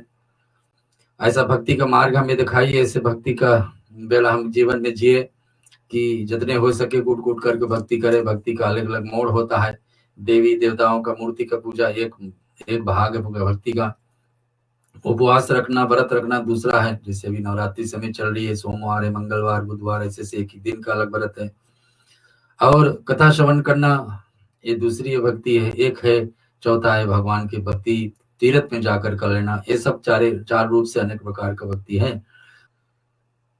दिनचर्या और दिनचर्या जो है, दैनिक स्थिति दिनचर्या अव्यवस्थित रहेगी।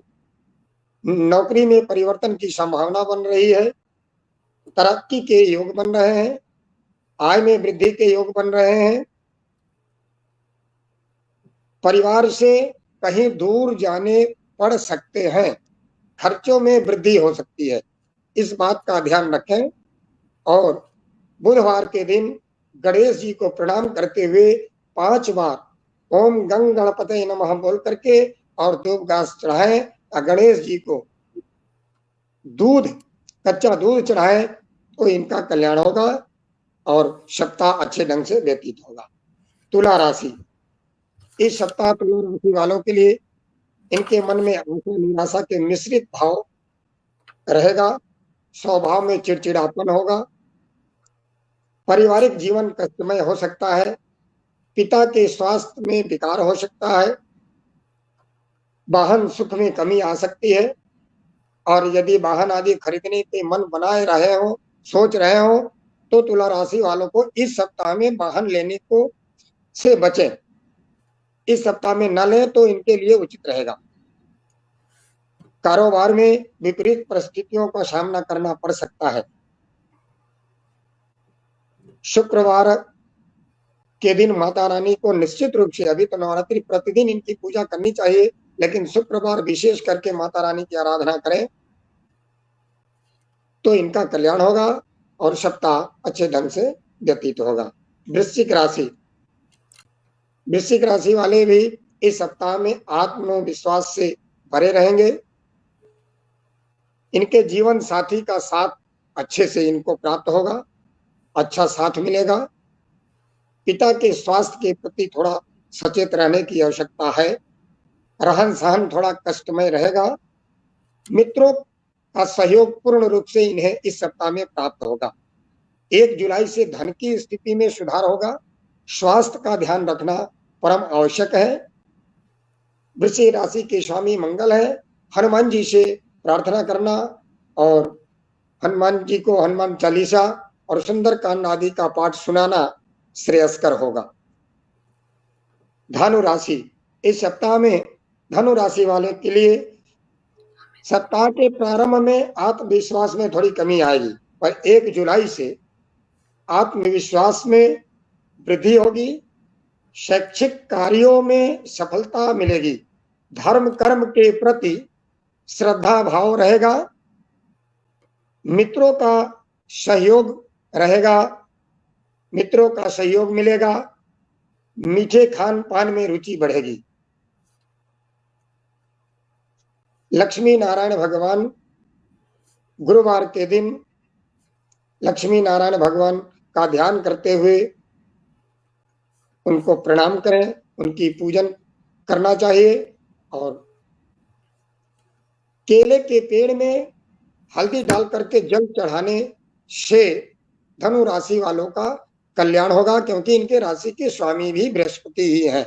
इसलिए अगर ये प्रत्येक गुरुवार को 1 लोटा जल में 1 चम्मच हल्दी डाल करके केले के वृक्ष में चढ़ाते हैं, लक्ष्मी नारायण भगवान से प्रार्थना करते हैं, तो सदैव के लिए इनका कल्याण होता रहेगा और ये सप्ताह भी अच्छे ढंग से व्यतीत हो जाए। मकर राशि, इनके आत्मविश्वास, ये इस सप्ताह आत्मविश्वास से परिपूर्ण रहेंगे। मन में कुछ नकारात्मक सोच उत्पन्न हो सकते हैं, विचार आ सकते हैं। 1 जुलाई से खर्चों में वृद्धि होगी, कार्य क्षेत्र में परेशानियां बढ़ सकती है, परेशानियों का सामना करना पड़ सकता है। घर परिवार में धार्मिक और मांगलिक कार्य हो सकते हैं। इस सप्ताह में रहन सहन, उठना बैठना थोड़ा कष्टमय हो सकता है इस सप्ताह में। इसलिए शनिवार के दिन शनि देव को अपना चेहरा देख करके अगर दान कर सकते हैं तो दान करना चाहिए, नहीं तो किसी मंदिर में पहुंच करके शनि देव के सामने इस सप्ताह में अपना चेहरा देख करके सरसों का तेल दान करें। उसको नहीं कर सकते हैं तो जहां है आसपास ब्राह्मण को दान करना चाहिए, कुछ ना कुछ दान कर दें इस सप्ताह में शनि देव के नाम से, तो ये सप्ताह अच्छे ढंग से व्यतीत होगा। कुंभ राशि का मन थोड़ा अशांत रहेगा इस सप्ताह। क्रोध के आवेश की अधिकता रहेगी, क्रोध की और आवेश की अधिकता हो सकती है इस सप्ताह। वाणी में कठोरता भी आ सकती है, इससे बचना चाहिए।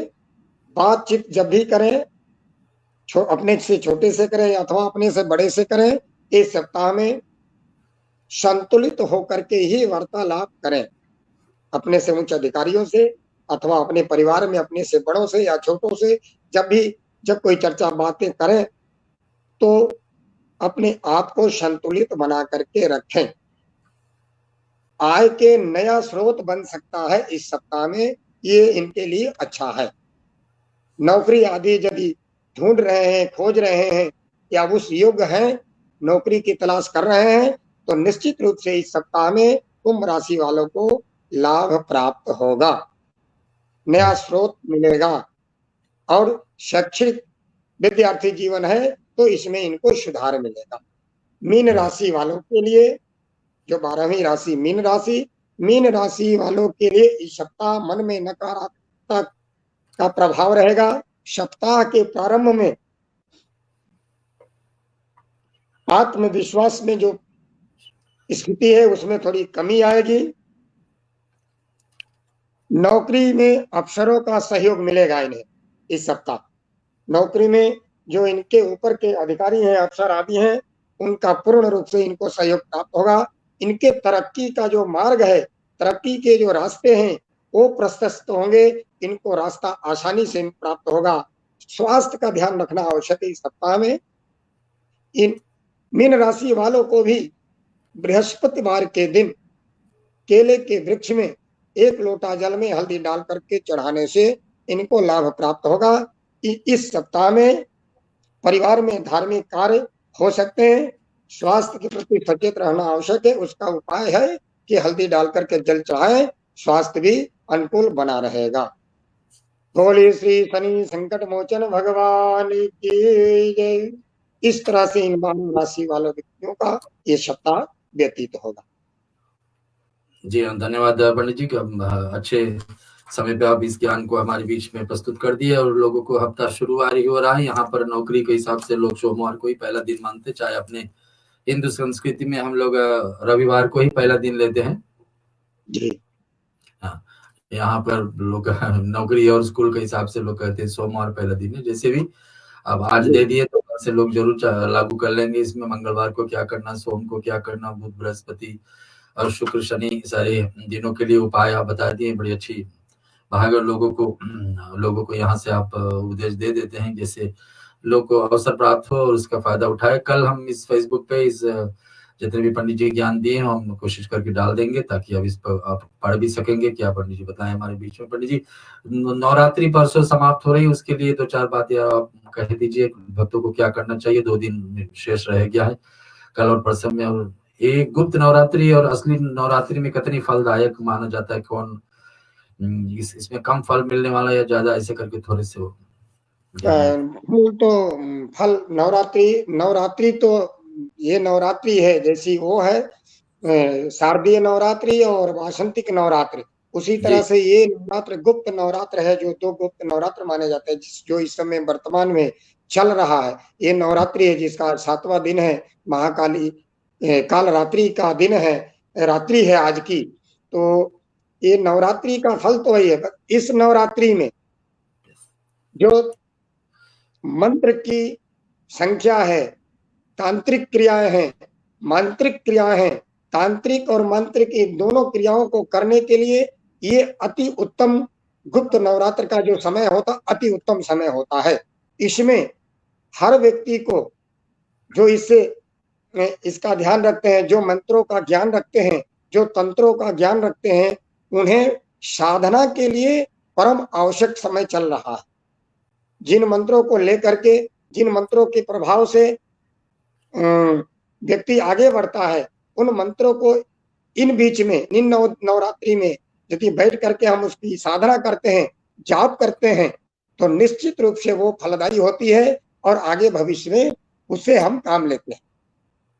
जी ठीक है, धन्यवाद पंडित जी। तो श्रोता आप सुन लिए, 2 दिन और रह गया है शेष नवरात्रि का, कल और परसों। इसमें आप जरूर लाभ उठाइए, जो भी आप पाठ करते होंगे उसके सिवाय और कुछ ज्यादा कर लीजिए। ओम दुम दुर्गाय नमः सबसे सरल देवी का मंत्र है। माता जी का नाम से जल अर्पण कर सकते हैं, लाल फूल, लाल प्रसाद और कुछ भी इसे भेंट अर्पण कर सकते हैं। 40 का पाठ भी सरल है और वो भी कर सकते हैं, आरती आदि जरूर जोड़ लीजिए। 2 दिन और है, इसमें जरूर आपका लाभ प्राप्त होगा, कि आज नहीं तो कल उसका लाभ जरूर मिलेगा। पूर्ण कर्म में कभी व्यर्थ नहीं जाती, कभी न कभी लौट करके हमारे जीवन में पूर्ण रूप में आ जाती है। आज का अंतिम क्षण में हम पहुंच रहे हैं छोटे से भजन के साथ में। आज का शांति पाठ हम बोलेंगे पंडित जी के साथ।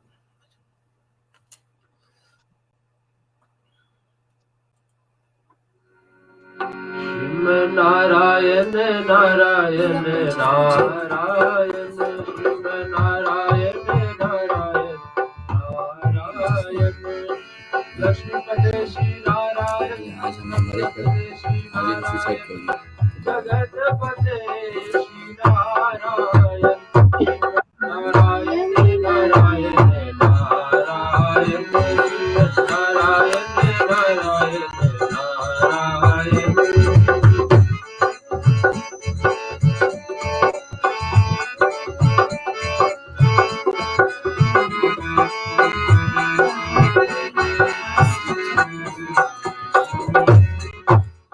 जी श्रोता, दो प्रश्न रह गया हमारे बीच में। किसी ने प्रश्न किया है कि अगर वैतरणी नदी के विषय में प्रश्न किए तो उसको हम आज नहीं उत्तर देंगे, अगले सप्ते, क्योंकि वैतरणी नदी का विषय ही अगले सप्ते है।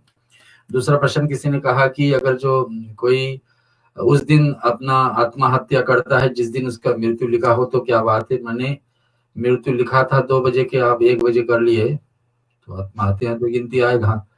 आत्महत्या इस कारण से हुआ, इस कारण से किए क्योंकि मृत्यु हुआ ही नहीं, तभी तो किए। तो कर लेना ही कोई कारण मन में चिंतित रहना, क्योंकि भगवान 3 रूप से हमको देखते हैं कि मन, कर्म, वाणी। कि मन से हम क्या सोचते सोचते शरीर छोड़े हैं, मन में क्या हमेशा खुशी सोचना चाहिए। हमेशा ऐसा सोचना चाहिए कि जीवन में जितने कुछ हम कर रहे हैं अपने से खुशी है, आनंद में है, संतुष्ट है। कुछ अपने दिमाग पर ले करके फिर शरीर छोड़ देना, वो भी ठीक नहीं। तो हमेशा खुशी रह करके ही रहना, हर दिन सुबह शाम रात को सोते समय खुशी जान करना, और सुबह उठ करके खुशी रहना। और अंतिम समय पे अगर जो हम चिंता ले करके ही अपने आप को हत्या किए है, तो चिंता आपको जीवन में ग्रसित करेगी, आपको खींचेगी। उसके हिसाब से आपको दुख सहन करना पड़ेगा, भटकना पड़ेगा कि साक्षात में आत्महत्या तो पाप है ही। समय था जाने के बाद में, लेकिन आप जल्दी ले लिए शरीर को अपना, तो भगवान के साथ में खेले। भगवान जितना दिन लिखे थे अपने भाग, अपने कर्म के हिसाब से, उतने घंटों क्षण में, 1 मिनट में आदमी अच्छे कर्म कर देते, कोई बुरे कर्म कर देते। 1 मात्र मिनट और घंटे भी बहुत असर पड़ता है हमारे जीवन में। दूसरा एक प्रश्न था, किस वृक्ष के ऊपर भगवान सूर्य नारायण को जल दिया जाए? पंडित जी, तुलसी का पौधा ठीक है जी? तुलसी का पौधा पर सूर्य नारायण को जल दिया जा सकता है? सूर्य नारायण को किसी पौधे पर जल देने की बहुत आवश्यकता नहीं है। सूर्य भगवान से दर्शन करते हुए अपने आंगन आदि में सीधा जल उनको दिखा करके दे सकते हैं, धरती पे ही सीधे सीधा बिल्कुल सूर्य भगवान को देखते हुए अपने, जैसे हम अपने आंगन में खड़े हो गए और वहीं खाली जगह पर सूर्य भगवान का दर्शन करते हुए उन्हें जल अर्पण करना चाहिए। जी, साफ सुथरा जगह देकर के आप जल को अर्पण। दीक्षा शांति पाठ लेते हैं। पंडित जी, एक जो क्वेश्चन आया था परमिला जी कह रही थी कि जो डेथ से 13 डेज से लेते हैं कि तो लिखा हुआ हम बता हाँ, तो कहते हैं कि कोई पंडित डेट जो पूछे उनसे पूछो मुझे जो गरुड़ पुराण में जो लिखा मैं बता दिया हूँ, मृत्यु से लेना चाहिए। हाँ, आपको कोई पूरे जो दूसरा सलाह दीजिए तो उनको बताइए कि गरुड़ पुराण में ऐसा लिखा, आप क्यों बता रहे हैं।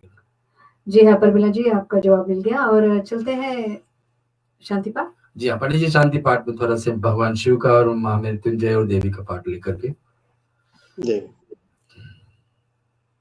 ओम जी।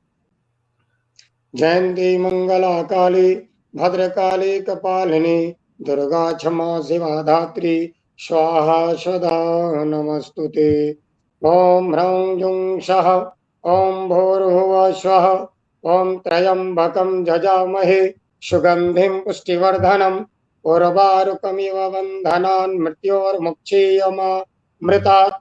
ओम स्वभुवभुः ओम सः जुं ह्रौं ओम भूर्भुवः स्वः तत्सवितुर्वरेण्यं भर्गो देवस्य धीमहि धियो यो नः प्रचोदयात्। ओम द्यौः शान्तिरन्तरिक्षं शान्तिः पृथिवी शान्तिरापः शान्तिरोषधयः शान्तिः वनस्पतयः शान्तिर्विश्वे देवाः शान्ति ब्रह्म शान्ति सर्वगुं शान्तिः शान्तिरेव शान्ति सामा शान्तिरेति। ततो यतः समीहसे ततो नो अभयं कुरु शन्नः कुरु प्रजाभ्यो भयन्नः पशुभ्यः सुशान्तिर्भवतु। सर्वे भवन्तु सुखिनः सर्वे सन्तु निरामयः सर्वे भद्राणि पश्यन्तु मा कश्चित् दुःखभाग् भवेत्। ओम शान्तिः शान्तिः सुशान्तिर्भवतु। जय श्री राम पंडित। जय श्री राम पंडित जी। बोलिए राजा रामचंद्र भगवान की जय। श्री सच्चिदानंद भगवान की जय। श्री अयोध्यानाथ भगवान की जय। सरयू मैया की जय। गंगा मैया की जय। श्री राम जन्मभूमि की जय। श्री कृष्ण जन्मभूमि की जय। काशी विश्वनाथ भगवान की जय। श्री कनक बिहारी सरकार की जय। श्री कनक बिहारी सरकार की जय। श्री सीढ़ीपुर भगवान की जय। श्री शनि संकट मोचन भगवान की जय। श्री शनि संकट मोचन भगवान की जय। गौ माता की जय। सत्य सनातन धर्म की जय। धर्म की जय हो। अधर्म का नाश हो। प्राणियों में सद्भावना हो। विश्व का कल्याण हो। विश्व का कल्याण हो। अपने अपने माता पिता की जय। अपने अपने गुरुदेव भगवान की जय। श्रोता समाज की जय। श्रोता बंधुओं की जय। जनता जनार्दन की जय। पंडित श्री देवेंद्र शर्मा जी की जय। के माता पिता की जय। के गुरु गोविंद की जय। इनके सकल परिवार की जय। इनके बाल गोपाल की जय। तुलसी रानी शर्मा की जय। इनके माता पिता की जय। इनके गुरु गोविंद की जय। इनके सकल परिवार की जय। श्रीमती शर्मिला प्रकाश की जय। इनके माता पिता की जय। इनके गुरु गोविंद की जय। इनके सकल परिवार की जय। श्रोता महानुभाव की जय। जय जय श्री सीताराम। काल हर कष्ट हर दुख हर दारिद्र हर। काल हर कष्ट हर दुख हर दारिद्र हर। काल हर कष्ट हर दुख हर दारिद्र हर। भक्तों के भंडार भर हर हर महादेव। धन्यवाद पंडित जी। श्री राम। निर्वाण रूपम विघ्न व्यापकम वेद स्वरूपम बीजम निर्गुणम निर्वकल्पम चित्ताकाश वाकाश वासं भजे हम निराकार मोकार मूलं तुरीयं गिरा ज्ञान मीशं गिरीशं करालं महाकाल कालद्वारं गुणागार संसार पारं ततोऽहं तुषाराति संकाश घोरं गंभीरं मनोभूतकोटि प्रभाषि शरीरं सबर्मोति कलोनि चारं गंगा रसद भाल भालेन्दु कंसे भुजंगा चलत गुरुं सुनेत्रं विशालं प्रसन्नाननं दयाल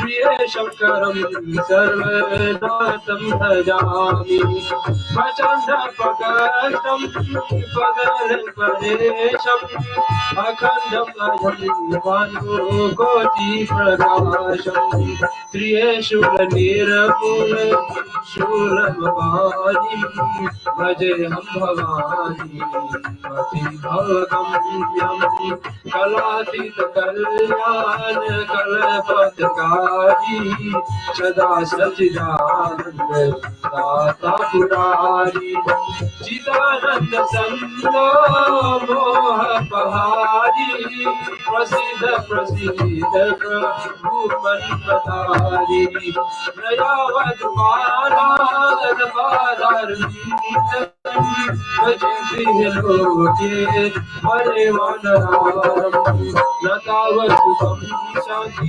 संतापनाशं प्रसीद प्रभु सर्वभूतनिवासं न जानामि योगं न किमेव भूतं नतोऽहं सदा सर्वनाशं तुभ्यं जराजन्मदुःखोत्पादकमानं प्रभु पाहियाहं नामामि शम्भो ॐ रुद्रासमिदं प्रोक्त विघ्नहरतोषिये ये परन्ति नरा भक्ता तेषां शम्भो प्रसिद्धते ॐ नमः शिवाय ॐ नमः शिवाय ॐ नमः शिवाय।